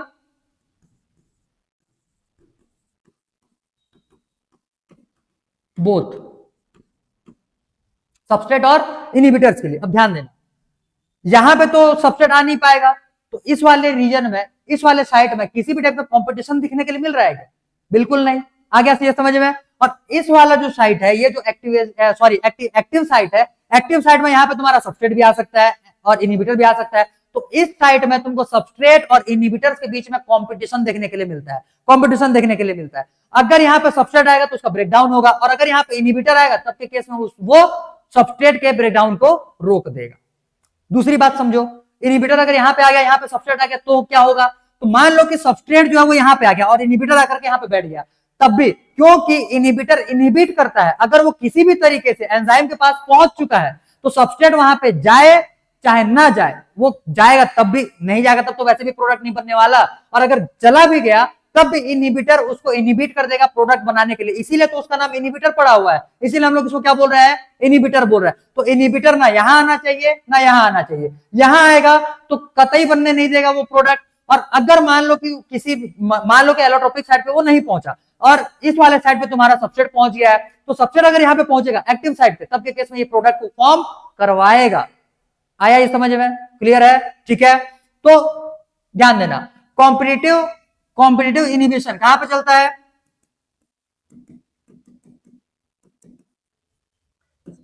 occur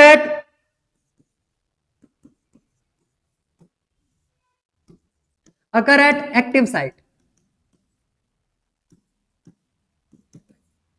competition between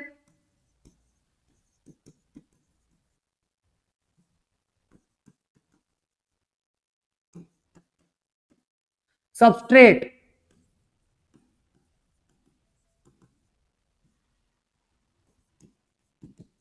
and inhibitor.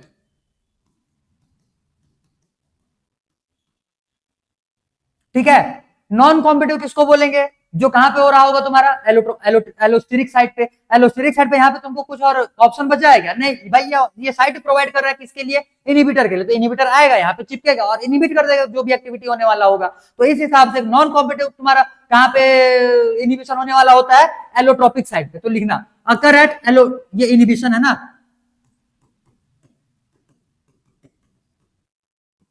ये कहां पे हो रहा है, एलोट्रोपिक साइड।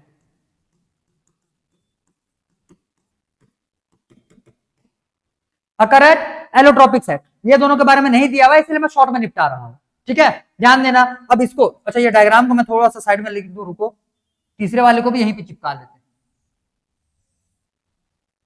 फिर पहले के लिए एक आध दो एग्जांपल मैं तुमको बताता हूं, ठीक है, वो तुम्हारे बुक में दिया हुआ है, तो उसके लिए एक दो एग्जांपल बताते हैं, ठीक है, ध्यान देना।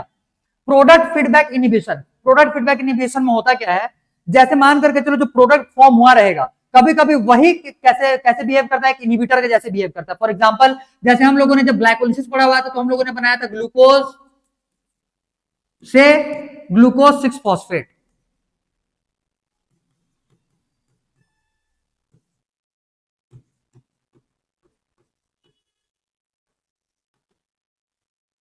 यहाँ पे हम लोगों ने हेक्सोस काइनेज का यूज किया हुआ था, हेक्सोस काइनेज का यूज किया हुआ था, तो हेक्सोस काइनेज जो वहां पे क्या हो जाएगा, एंजाइम। हेक्सोस काइनेज क्या हो जाएगा, एंजाइम। और इस वाले केस में ग्लूकोज से ग्लूकोज 6 फॉस्फेट के केस में ग्लूकोज क्या बन जाएगा तुम्हारा, सबस्ट्रेट, और ग्लूकोज 6 फॉस्फेट क्या बन जाएगा यहाँ पे, ये बन जाएगा तुम्हारा इनहिबिटर। क्या बन जाएगा, ये इनहिबिटर। क्लियर है, क्लियर है, तो इनहिबिटर बन गया। अब ध्यान दो, जो भी यहाँ पे तुम्हारा एंजाइम है, एंजाइम किसको अटैच करना चाहिए, ग्लूकोज को, ताकि वो प्रोडक्ट बना पाए। अब होगा क्या, ग्लूकोज 6 फॉस्फेट जो है ये बार बार जाकर के इसके पास में चिपकना चालू कर देगा, जो कि ग्लूकोज के ब्रेकडाउन को या ग्लूकोज से ग्लूकोज 6 फॉस्फेट बनने के प्रोसेस को इनहिबिट करेगा। और इनहिबिट करने वाला प्रोडक्ट कौन सा है, वही जो प्रोडक्ट फॉर्म हुआ है यहाँ पे। इसीलिए ग्लूकोज 6 फॉस्फेट यहाँ पे कौन कैसा बिहेव करेगा, एक इनहिबिटर के जैसा बिहेव करने वाला है। तो इसीलिए इसको हम लोग बोलेंगे प्रोडक्ट फीडबैक इनहिबिशन, मतलब प्रोडक्ट जो है वही तुम्हारा इनहिबिटर के जैसा बिहेव करता है और वहां पे इनहिबिशन परफॉर्म करने वाला होता है। ये तुम्हारे बुक में नहीं दिया हुआ है, ये तुम्हारे बुक में नहीं दिया हुआ है, मेरे को ध्यान में आ गया तो मैंने बता दिया, तुम्हारे बुक में बस यही दिया हुआ है, ठीक है, यही दिया हुआ है। तो कॉम्पिटिटिव इनहिबिशन कहां पे होता है, तुम्हारे एक्टिव साइट में होता है। कैसे होता है, कहानी समझ में आ चुका रहेगा, क्लियर है। चलो इतने को नोट डाउन करो, फिर इसके लिए मैं तुमको एक दो एग्जांपल लिखवाऊंगा, एक आध एग्जांपल यहीं पे लिखवा दे क्या, यहाँ पे देखो एक एग्जांपल। अच्छा एक काम करो, नेक्स्ट पेज में दो तीन एग्जांपल में एक साथ लिखवा देता हूँ।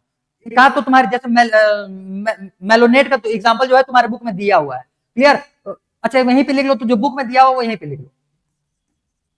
देखो एंजाइम लिख लेते हैं। देखो इसके एग्जांपल्स जो है ना, इसके बाद के जितने भी एग्जांपल्स हम लोगों ने सारा कुछ पीछे में पढ़ा हुआ है, सारा कुछ भी नहीं छोड़े हैं। मतलब एक एक एग्जांपल तुमको याद आएगा, और नहीं आएगा तो फिर रिपीट करना भाई, सीधी सी बात है, क्योंकि मैं पढ़ाया हूं, मेरे को तो पता ही है। क्लियर, सारे एग्जांपल्स यहाँ से हर एक एग्जांपल हम लोगों ने पढ़ा हुआ है। जिसको प्रॉपरली पिछले वाले चैप्टर्स याद है, यहाँ से मजा आ जाएगा उसको एग्जाम्पल सुन सुन करके, आ रहा समझ में। और कुछ एग्जाम्पल्स तो मैं तुमको होमवर्क भी दूंगा, खुद से बनाओगे, उसको लिखोगे, पढ़ा चुके हैं भाई, उसको कितने बार, 27 बार थोड़ी लिखे, तुम्हारा भी तो भेजा कुछ काम कर रहा है कि नहीं कर रहा है, देखेंगे। एंजाइम की बात करोगे तो मान लो हम लोगों ने एंजाइम लिया हुआ है सक्सिनेट डिहाइड्रोजिनेज।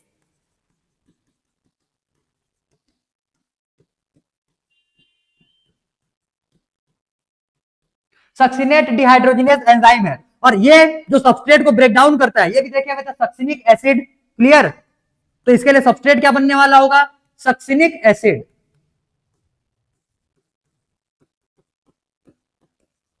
क्लियर? और यहां पे इसका इनहिबिटर बनकर के आता है, यहां से इसका इनहिबिटर बनकर के आता है मेलोनेट। यहां पे आ जाएगा मेलोनेट या मेलोनिक एसिड।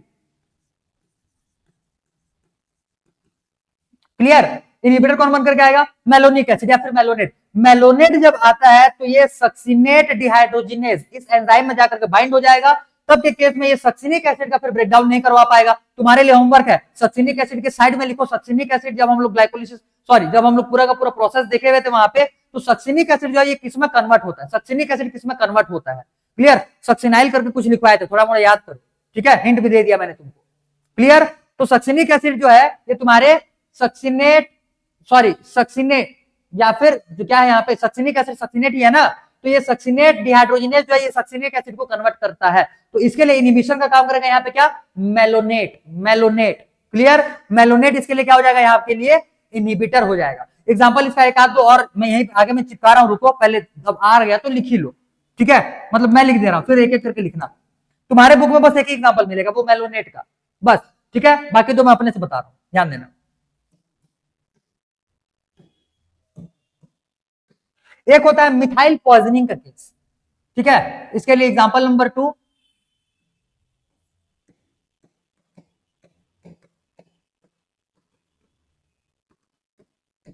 Methyl poisoning. ध्यान देना, हमारे पास दो सब्सटेंस आएंगे, एक CH3OH, इसको हम लोग बोलते हैं मिथाइल एल्कोहल।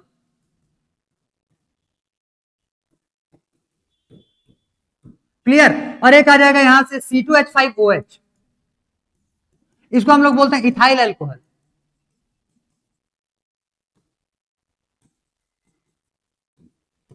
ये जो है ये बहुत ज्यादा ये पॉइजन है, ये सीधा सीधा पॉइजन है।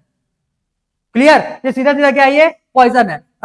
अभी तो खैर बहुत कम न्यूज आते हैं, पहले बहुत न्यूज आते थे कि इस वाले रीजन में कुछ लोगों ने ये शराब पी करके जान गंवा दिया, मतलब खत्म हो गए, निपट लिए। सीधी सी बात है कि कभी कभी अल्कोहल बनाने के प्रोसेस में होता है क्या, इथाइल अल्कोहल की जगह में मिथाइल अल्कोहल बन जाता है, और अगर इंसान उसको कंज्यूम कर ले तो हमारे बॉडी के लिए हाईली टॉक्सिक होता है। एक्चुअली में होता क्या है कि इनका जो कन्वर्जन है ये हमारे लीवर में होगा। ठीक है, लीवर कन्वर्ट्स। ठीक है, ध्यान देना, लीवर जो रहता है ये मिथाइल अल्कोहल को कन्वर्ट करता है किसमें? ये फॉर्मेल्डिहाइड में। ठीक है, इसको किसमें किसमें ये कन्वर्ट करेगा? फॉर्मेल्डिहाइड में। और ये जो इथाइल अल्कोहल है इसको ये कन्वर्ट करता है एसिटाल्डिहाइड में। क्लियर है? इसको ये कन्वर्ट करेगा फॉर्मेल्डिहाइड में, इसको ये कन्वर्ट करेगा एसिटाल्डिहाइड में। तो जब ये कन्वर्जन करता है हमारे बॉडी के लिए फॉर्मेल्डिहाइड जो रहेगा ये बहुत ज्यादा हार्मफुल है। क्लियर? और एसिटाल्डिहाइड उससे कम, उसके कंपैरिजन में कम हार्मफुल है, कम हार्मफुल है। क्लियर है? कम हार्मफुल है, जिसके वजह से इथाइल अल्कोहल जो है ये हमारे लिए उतना ज्यादा हार्म नहीं करेगा जितना ज्यादा मिथाइल अल्कोहल करने वाला होगा। ये समझ में आया? ये समझ में आया? क्लियर? अब मैं तुमको समझा रहा हूं मिथाइल पॉइजनिंग होता क्या है। जस्ट एक सेकंड, थोड़ा सा पानी पी लें।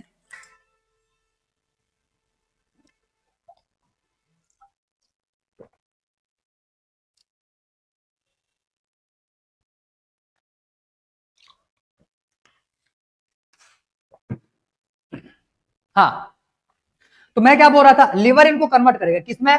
जैसे ये हम लोगों ने लिया मिथाइल अल्कोहल, मिथाइल अल्कोहल की कन्वर्ट करता है फॉर्मेल्डिहाइड।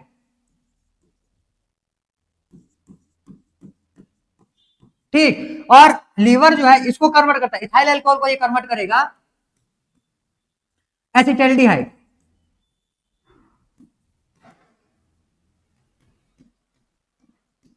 इसको ये किसमें कन्वर्ट करेगा? एसिटाल्डिहाइड में। तो ध्यान देना, फॉर्मेल्डिहाइड हमारे लिए पॉइजन होता है, एसिटाल्डिहाइड हमारे लिए उतना ज्यादा पॉइजनस नहीं होता जितना फॉर्मेल्डिहाइड। फॉर्मेल्डिहाइड अगर हमारे बॉडी में बना तो आदमी अंधा हो सकता है, उसका क्या बोलते हैं ब्रेन काम करना बंद कर सकता है, कोमा में जा सकता है, मर सकता है, बहुत ही ज्यादा पॉसिबिलिटीज है। ठीक है, तो फॉर्मेल्डिहाइड हमारे लिए बहुत ज्यादा नुकसानदायक है। तो ध्यान देना, अगर किसी के बॉडी में मिथेनॉल ज्यादा कंज्यूम हो गया है तो मिथेनॉल को कम करने के लिए, उसके एक्टिविटीज को खत्म करने के लिए उसको क्या दिया जाता है? इथाइल अल्कोहल दिया जाता है। क्लियर? इथाइल अल्कोहल जब देंगे तो इथाइल अल्कोहल वहां पे एक इनहिबिटर के जैसा काम करेगा, जो कि एंजाइम को अल्कोहल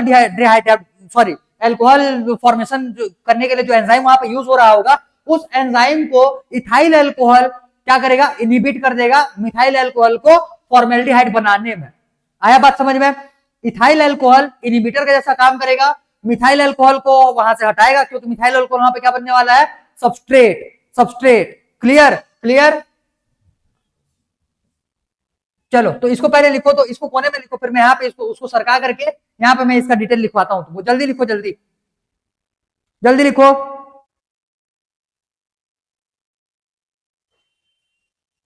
तीन ही पॉइंट लिखना है, लिख लो बाजू में। चलो एक तो आ जाएगा यहाँ पे एंजाइम, ये हो जाएगा अल्कोहल डिहाइड्रोजिनेज।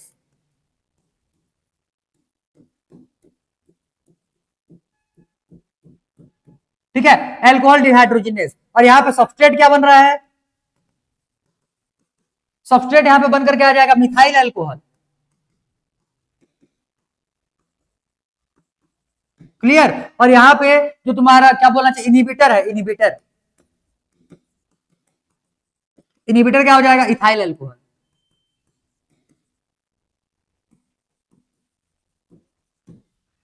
क्लियर? तो इथाइल अल्कोहल जो है, ये मिथाइल अल्कोहल कंज्यूम किए हुए इंसान को बचा सकता है। बोलने का मतलब ये है कि उसको दारू पिलाओ सीधा सीधा। ठीक है? क्लियर? तो ये हो जाएगा भाई तुम्हारा एक एग्जांपल सेकंड नंबर का। एक और एग्जांपल की अगर बात करोगे तो एक और एग्जांपल में तुम्हारा आता है, जनरली ये तुमको मोस्टली केसेस में बताया गया रहेगा, बैक्टीरिया, बैक्टीरिया की कॉलोनी को खत्म करने के लिए हम लोग यूज करते हैं। ठीक है, सल्फा ड्रग। ठीक है, सल्फा ड्रग यूज किया जाता है। तो खैर खैर उतना डिटेल में मत जाओ भाई, कितना एग्जांपल लिखोगे, तुम्हारे बुक में ज्यादा दिया भी नहीं है। मेरे को बोलो तो 5-10 एग्जांपल यहीं पे ठुकवा दूं मैं। क्लियर? लेकिन कोई मतलब का निकलेगा नहीं, एग्जाम में तो आता है नहीं वैसे भी, खाली तुम्हारे भेजे का बटन पड़ेगा। बस इतना बुद्धि लगाओ, ये इससे ज्यादा समझ में आ जाता है। इसीलिए मैंने अल्कोहल वाले एग्जाम्पल को एक बार फिर से ले लिया।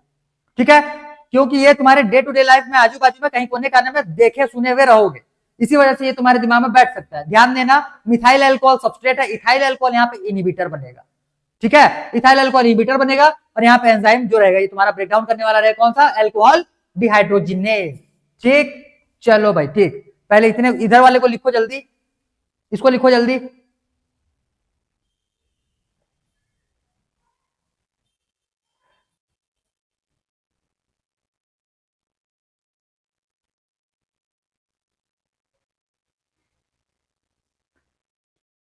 जल्दी करो, दो टॉपिक बचे हुए हैं, फिर हो गया कंप्लीट। 10-10, 12-12 मिनट, 15-15 मिनट खाएंगे तो मुश्किल से, और आधे घंटे तो नहीं जाएगा जहां तक मुझे लग रहा है, मुश्किल।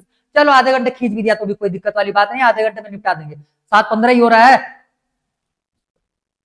7:45 तक जाएगा, उतना ही ना। ठीक है, तो वैसे भी आज संडे है, आज किसी का तो कहीं पे और कुछ क्लास होगा नहीं, ना स्कूल का क्लास होगा ना कोई दूसरे कोचिंग का। भाई सीधी सी बात, चुपचाप बैठ लो और निपटाओ, आज खत्म करके ही जाएंगे। मौका बहुत, इस बार मौका मैं ढूंढ ढूंढ करके निकाल रहा हूं, तुमको अंदाजा भी नहीं है कितना मैं मौका ढूंढ ढूंढ करके निकाल रहा हूं। Clear?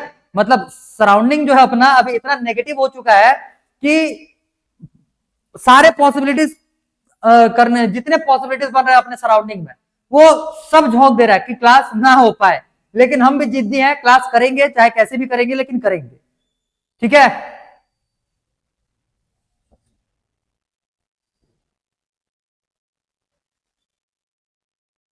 Done, good, very good. ये एग्जांपल लिखना चाहो तो लिख लो, एक सल्फा ड्रग का एग्जांपल लिखना चाहो तो लिख सकते हो उसको, हालांकि मत लिखो, वो उतना तुम्हारे काम का नहीं आएगा। ठीक है, बैक्टीरियल कॉलोनी को हम लोग खत्म करने के लिए सल्फा ड्रग में भी तुमको मैं, चलो आगे आने वाले किसी टॉपिक में नेक्स्ट ईयर तो पढ़ ही लोगे। ठीक है, थोड़ा सा पेशेंस रख लो, सारा कुछ 11th में ही कंज्यूम करोगे क्या, वैसे भी 12th जाने के बाद ये सारा चीज भूल ही चुके रहोगे। 12th जाने के बाद तुमको क्या लग रहा है ये तुम्हारे नीट के एग्जाम तक का तुम्हारे भेजे में रहने वाला, बिल्कुल ना। इसीलिए मैं जितना फैक्ट हो रहा है उसको मैं इग्नोर करवा रहा हूँ। अभी छोड़ो भाई, लिखोगे बर्डन बढ़ेगा, कॉपी भरोगे, पढ़ने में इच्छा नहीं करेगा, इससे बढ़िया उसको ना लिखो। चाहे तो मैं चाहूं तो मैं तुम्हारा एक एक पेज कितना भरवा, मतलब कितना वहां पे फिलअप करवा सकते हैं। अरे बात समझ में? लेकिन कोई मतलब पे निकलेगा नहीं भाई, जितना कंज्यूम कर पाओ उतने ही लिखो। ठीक, क्योंकि 12th आते आते तक फिर ये तुम्हारे चीजें रिपीट होंगे, और वहां पे एक बार पढ़ना ही है तुम, तभी जाकर के आगे का प्रोसेस कर पाओगे। हो गया?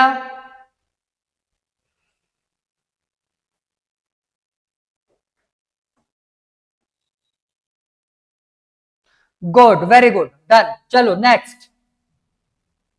तो इतने में से हम लोगों ने इनहिबिटर मतलब कि सारे फैक्टर्स देख लिया जो कि तुम्हारे एंजाइम एक्टिविटी को अफेक्ट करने वाले होते हैं।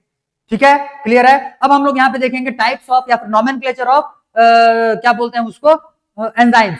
क्लियर। तो नेक्स्ट हेडिंग लगाओ नोमेनक्लेचर ऑफ एंजाइम्स। बहुत ही इजी है, बहुत तुरंत निकाल देंगे, जल्दी करो। मैं हालांकि मैं यहाँ पे तुमको बहुत ज्यादा डिटेल बताऊंगा नहीं, इसी का मैं तुमको होमवर्क दूंगा। एक एक लाइन में बस डेफिनेशन चिपकाएंगे, 5 टाइप के हैं, पांचों को लिखेंगे, एक एक टाइप का डेफिनेशन चिपकाएंगे। एनसीईआरटी में जो तुम्हारा डेफिनेशन दिया हुआ वही मैं यहाँ पे एक एक लाइन में लिख दूंगा।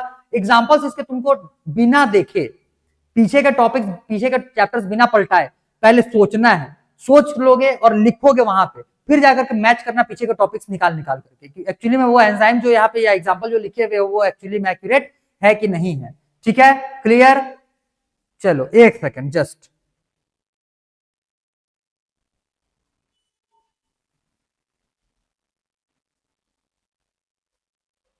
हाँ ठीक, क्लियर है।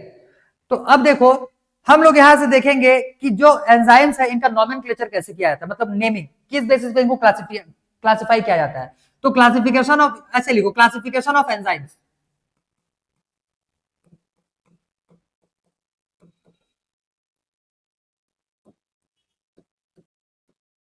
ठीक, एक काम करो, जितने एंजाइम्स होते हैं इन एंजाइम्स का अपना एक स्पेसिफिक कोड होता है। सारे एंजाइम्स को एक स्पेसिफिक कोड दिया जाता है जिनको हम लोग बोलते हैं ईएन नंबर। ठीक है, इसको हम लोग बोलते हैं ईएन नंबर। ठीक है, तो लिखना enzymes have, each enzymes have a code, each enzyme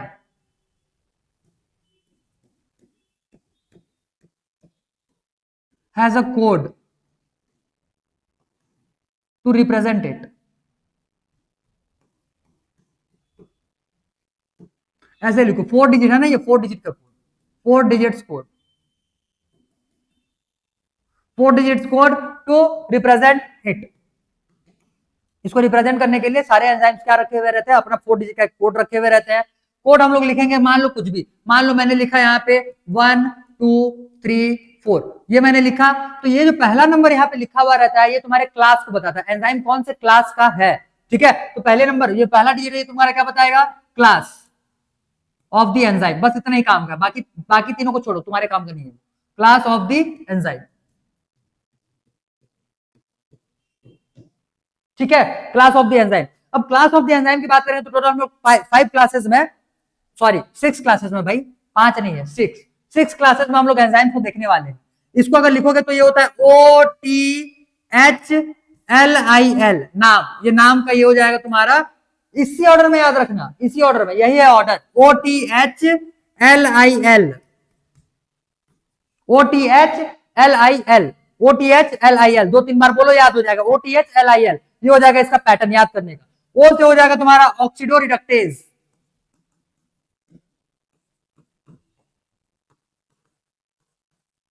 T से हो जाएगा ट्रांसफरेज,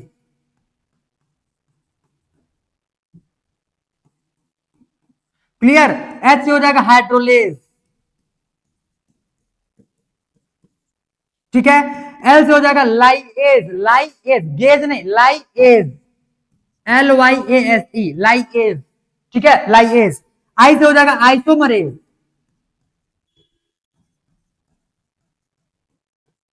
ठीक, और एल से हो जाएगा लाइगेज,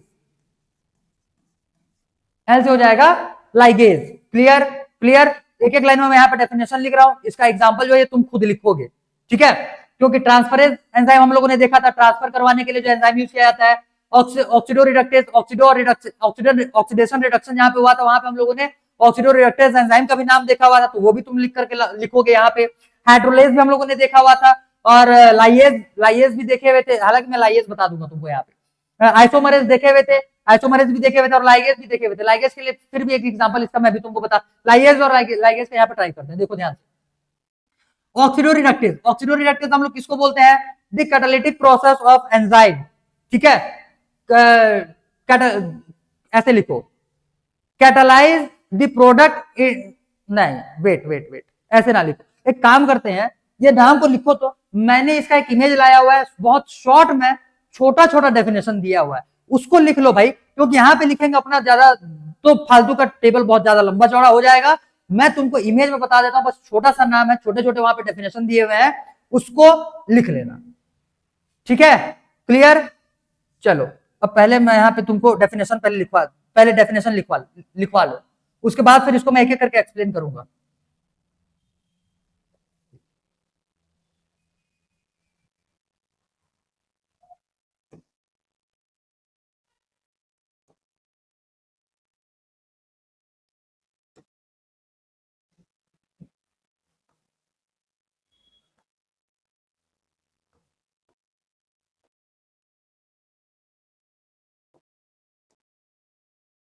देखो कौन कौन सा एंजाइम कौन कौन सा एक्टिविटी परफॉर्म कर रहा है, इसको ये चार्ट में दिया हुआ है बहुत ही शॉर्ट में। जल्दी से ये लाइन बाय लाइन ऐसे ही इसको जल्दी से चिपकाओ, फिर मैं इसको एक एक करके एक्सप्लेन करूंगा। पहले में लिखा हुआ है ऑक्सीडेशन और रिडक्शन दोनों परफॉर्म करने, भाई वो तो नाम से भी तुमको पता चल जाएगा, ठीक है। सेकंड बोला ट्रांसफर, तो ये ग्रुप को ट्रांसफर करने वाला रहेगा एक ग्रुप से दूसरे ग्रुप में, जैसे ग्लूकोज से ग्लूकोज 6 फॉस्फेट बनाया था, क्लियर। तो वहां पे जो हम लोगों ने एंजाइम यूज किया था वो ट्रांसफरेज ही है, ठीक है।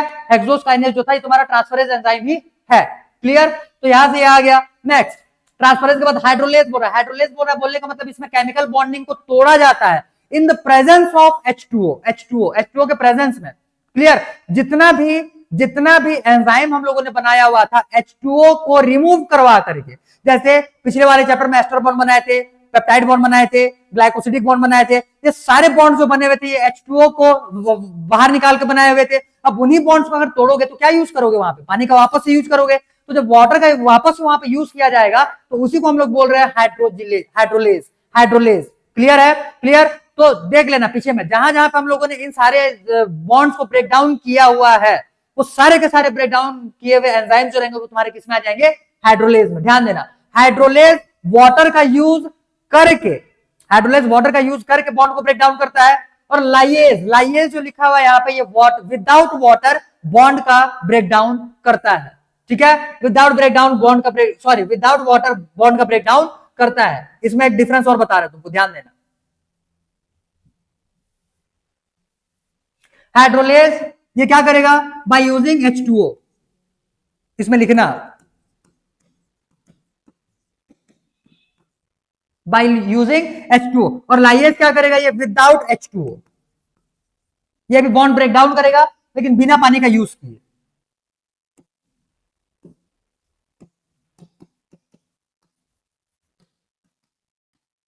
ध्यान दो, तो लाइएज के लिए ध्यान देना।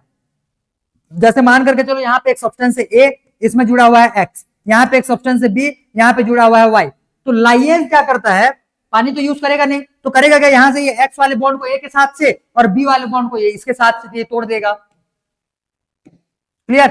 ये दोनों बॉन्ड को यहाँ से तोड़ दिया तो X और Y तो बाहर निकल गए, और A और B जो रहेगा, A और B के बीच में, A और B जो बनेगा फिर यहाँ पे, ये A और B के बीच में यहाँ पे आ जाएगा डबल बॉन्ड। तो जनरली लाइएज जब तोड़ता है तो ये डबल बॉन्ड का फॉर्मेशन करता है, क्लियर। तो इसमें लिखना लाइएज जो रहता है, अच्छा लिखा है क्या, ना नहीं लिखा है, लिखो फॉर्म डबल बॉन्ड,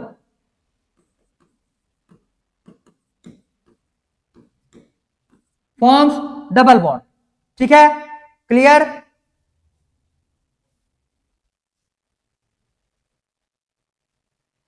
अब आइसोमरेज, जाहिर सी बात है आइसोमर बनाने वाला होगा। जैसे ग्लूकोज 6 फॉस्फेट से फ्रक्टोज 6 फॉस्फेट बनाए तो ग्लूकोज का आइसोमर क्या बन जाएगा, यहाँ से फ्रक्टोज बन जाएगा, ठीक है।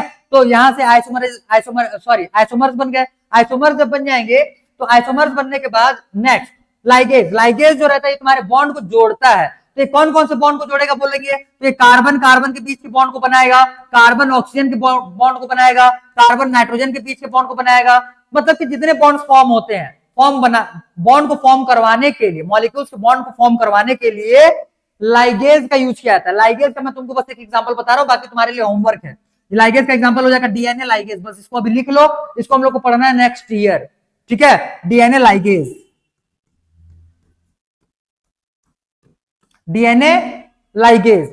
क्लियर। और क्योंकि हमने सारे एंजाइम्स के बारे में पढ़ा हुआ है और मैंने तुमको बेसिक उसका पहले ही बता दिया, ठीक है। ए ऐसे जुड़ेगा मतलब वो एंजाइम को रिप्रेजेंट करेगा। अब ऑक्सीडो रिडक्टेज में एक एंजाइम नहीं, ये तुम्हारा क्लास है, इसके अंदर में बहुत सारे एंजाइम्स आएंगे।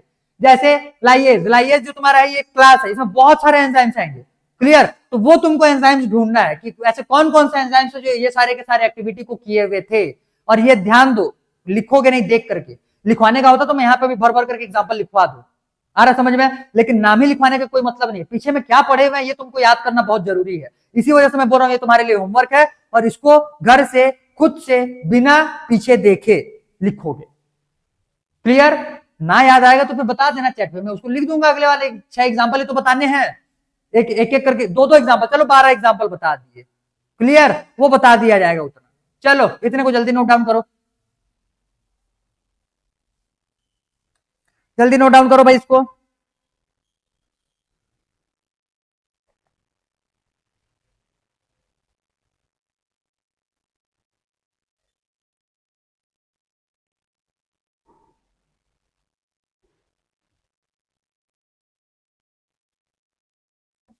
Done, very good.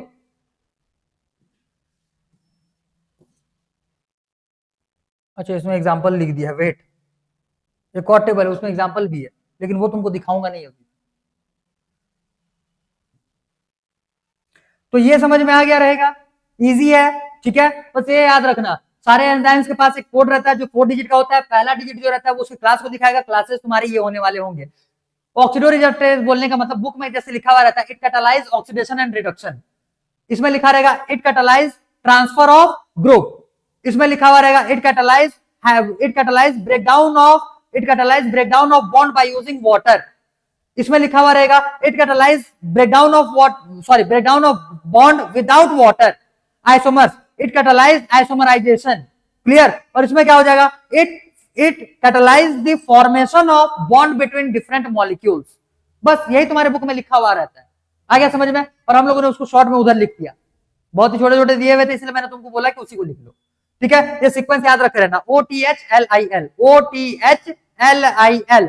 LIL में पहले ऊपर में टूटेगा, बाद में बनेगा। तो तोड़ने के लिए लाइएज और जोड़ने के लिए लाइगेज। ठीक है, तोड़ने के लिए लाइएज और जोड़ने के लिए लाइगेज। कोई डाउट? कोई डाउट नहीं? चलो इतने को पहले जल्दी से नोट डाउन करो, 6 नाम ऐसे ही ऑर्डर में लिखो फटाफट। एक टॉपिक आखिरी को बचा है, 5 से 7 मिनट वो खाएगा, फिर हो जाएगा ये चैप्टर भाई पूरा कंप्लीट। ठीक है, चलो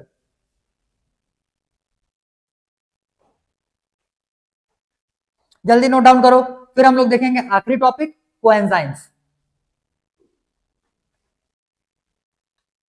done, very good. Next, cofactors. Next heading लगाओ, कोफैक्टर्स।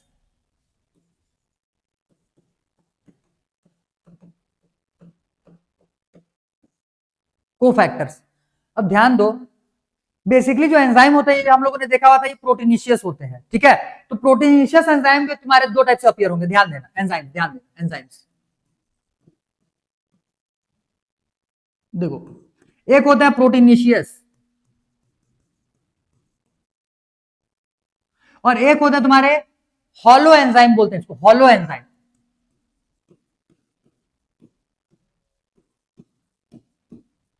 ऐसा क्लासिफिकेशन कहीं पे नहीं दिया रहता है, ये मैं तुमको समझाने के लिए बता रहा हूं। एक हो जाएगा प्रोटीनिशियस जो सिर्फ और सिर्फ प्रोटीन होने वाला रहेगा, इसमें और कुछ भी नहीं जुड़ने वाला।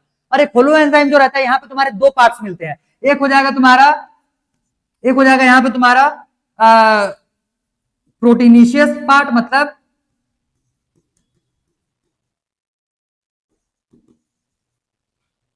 एक हो जाएगा प्रोटीनिशियस पार्ट और एक होता है non protein part. Non protein part जिसको कि हम लोग बोलते हैं क्या चीज, कोफैक्टर। ठीक है, यहां पे कहा जाएगा non protein part.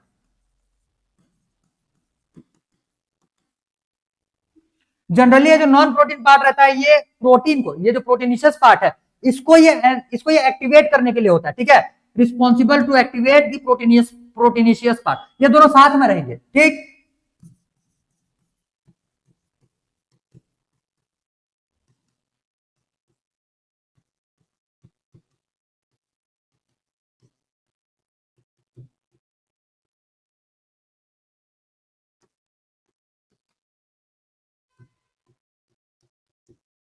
Responsible to activate proteinaceous part. अगर ये नॉन प्रोटीन पार्ट यहाँ पे नहीं रहेगा तो ये प्रोटीनिशियस पार्ट कोई काम का ही नहीं है।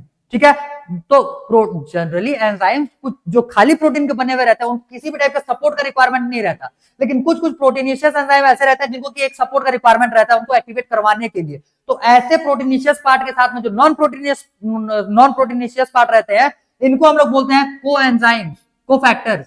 इनको हम लोग क्या बोलते हैं, को फैक्टर्स। इनको हम लोग क्या बोलते हैं, कोफैक्टर्स। तो cofactors are responsible to activate the non proteinaceous part of holo enzyme, क्योंकि कोफैक्टर और प्रोटीनिशियस पार्ट दोनों ही मिलकर क्या बनाते हैं, होलो एंजाइम बनाते हैं। और यही होलो एंजाइम जो है ये तुम्हारा प्रॉपर फंक्शन करेगा तब के केस में जब नॉन फंक्शनिंग प्रोटीनिशियस में कोई सा एक एक्टिवेशन ग्रुप जो कि नॉन फंक्शनिंग प्रोटीनिशियस पार्ट को फंक्शनिंग बना पाए, तो इसको हम लोग बोलते हैं कोफैक्टर। तो कोफैक्टर जो रहेगा ये क्या करने वाला होगा, ये रिस्पॉन्सिबल होता है प्रोटीनिशियस पार्ट को, एंजाइम के प्रोटीनिशियस पार्ट को जो इनएक्टिव होता है उसको एक्टिवेट करने के लिए। क्लियर है, ठीक है, समझ में आ गया होगा। तो इसको हम लोग बोलते हैं कोफैक्टर्स। अब बेसिकली कोफैक्टर्स जो रहते हैं तुम्हारे 3 टाइप से आने वाले हैं, ठीक है। अच्छा, इसको ऊपर में टांग देता हूं, wait.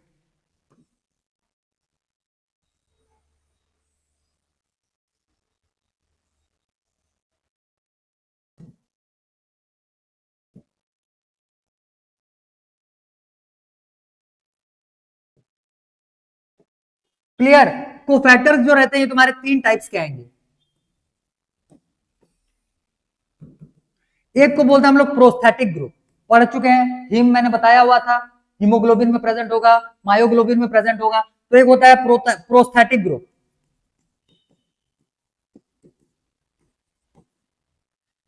Clear, prosthetic group.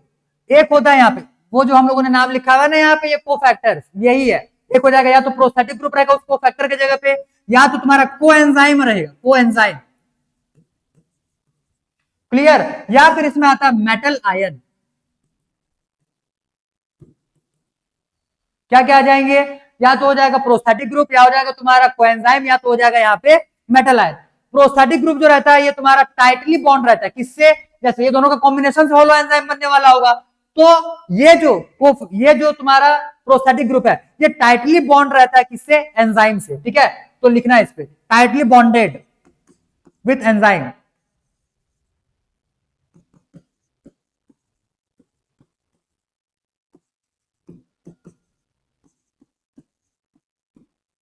Clear, example में इसमें लिख लेना हीमोग्लोबिन का जो हीम रहता है ये हो जाएगा इसके एग्जांपल में। कोएंजाइम्स की अगर बात करेंगे तो कोएंजाइम जो रहते हैं ये तुम्हारे लूजली बॉन्ड रहते हैं, लूजली बॉन्डेड विथ एंजाइम। अब ध्यान दो यहां पे पहले, फिर उसको देखेंगे आगे। टाइटली बॉन्डेड ये इसीलिए क्योंकि ये परमानेंटली उसी के पास रहने वाले रहे। बात समझ में आ गया। जैसे ये कोफैक्टर जो है या फिर जो प्रोस्थेटिक ग्रुप है ये तुम्हारे एंजाइम के साथ में ही रहने वाले होंगे, तो इसको हम लोग बोल रहे हैं प्रोस्थेटिक ग्रुप। टाइटली बॉन्ड रहेंगे तब जाकर के साथ में रहने वाले होंगे, और ये बाइंडिंग तब करेंगे जब इनको रिक्वायरमेंट होगा। समझ में आया, जब उस एंजाइम का स्पेसिफिक यूज आएगा तब जाकर के कोई एंजाइम जो रहते हैं तुम्हारे बाइंड होते हैं। क्लियर, और यहाँ पे जो मेटल आयन लिया हुआ है ये तुम्हारे सबस्ट्रेट से भी बाइंड हो सकते हैं, और किससे, और तुम्हारे ये बाइंड हो सकते हैं एंजाइम से भी। ये दोनों सिर्फ एंजाइम से बाइंड रहेंगे। क्लियर, तो binding possible only with enzyme. और ये क्या हो जाएगा, बाइंड विथ क्या क्या हो जाएगा, एक तो हो जाएगा enzyme, bind with enzyme as well as substrate.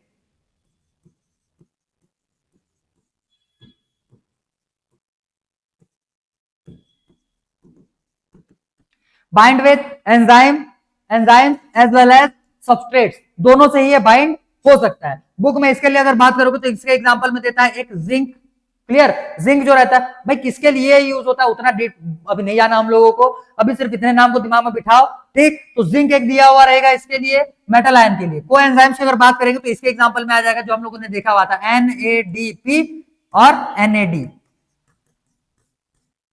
ठीक, इसके लिए एक और चीज लिख लेना, कोएंजाइम्स के लिए विटामिन जो रहते हैं ये इंपॉर्टेंट कंपोनेंट होते हैं। तो लिख लेना, vitamin are important component for coenzymes, एक नोट करके लिख लेना, इसमें फैक्ट है।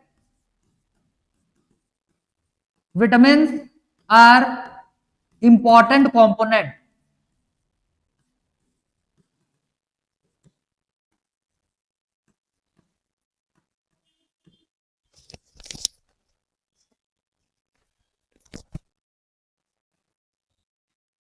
Important component for coenzymes. बस भाई बहुत है, इतना इतना चिपकाओ, फिर हो गया तुम्हारा चैप्टर यहाँ पे कंप्लीट। जल्दी से पहले इसको लिखो, फिर थोड़ा कुछ डील करें, फिर सेशन एंड करेंगे। हाँ, अब साउंड क्लियर आ रहा होगा। एक्चुअली में उस वाले माइक वो इसीलिए किसी किसी को में भी थोड़ा मोड़ा प्रॉब्लम हो रहा होगा, ठीक है। उसका चार्जिंग जो है वो डाउन हो चुका था। ये तो बढ़िया बात दिख गया ना, तो एक आध दो चार पॉइंट निपटा दिया रहता, क्योंकि तुमको थोड़ा सा लेट में कुछ सेकंड्स के बाद में दिखता है, तब तक मैं यहाँ पे एक आध दो टॉपिक मतलब कि एक आध दो तीन लाइन खत्म कर चुका रहता हूँ।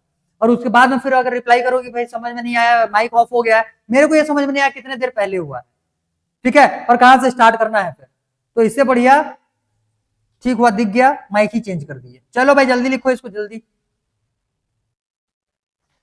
जल्दी नोट डाउन करो। ये हो जाएंगे तुम्हारे कोफैक्टर्स। तो कोफैक्टर्स के लिए बेसिकली तुमको तीन ही चीजें याद रखना है। तो प्रोस्थेटिक ग्रुप एक हो जाएगा तुम्हारा यहाँ पे। अच्छा हाँ, एक चीज और लिख लेना, तो इसमें ये जो दोनों रहते हैं प्रोस्थेटिक ग्रुप और कोएंजाइम, ये तुम्हारे ऑर्गेनिक होते हैं, ऑर्गेनिक।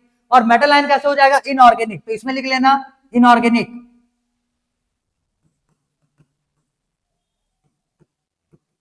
और ये दोनों कैसे हो जाएंगे, ऑर्गेनिक।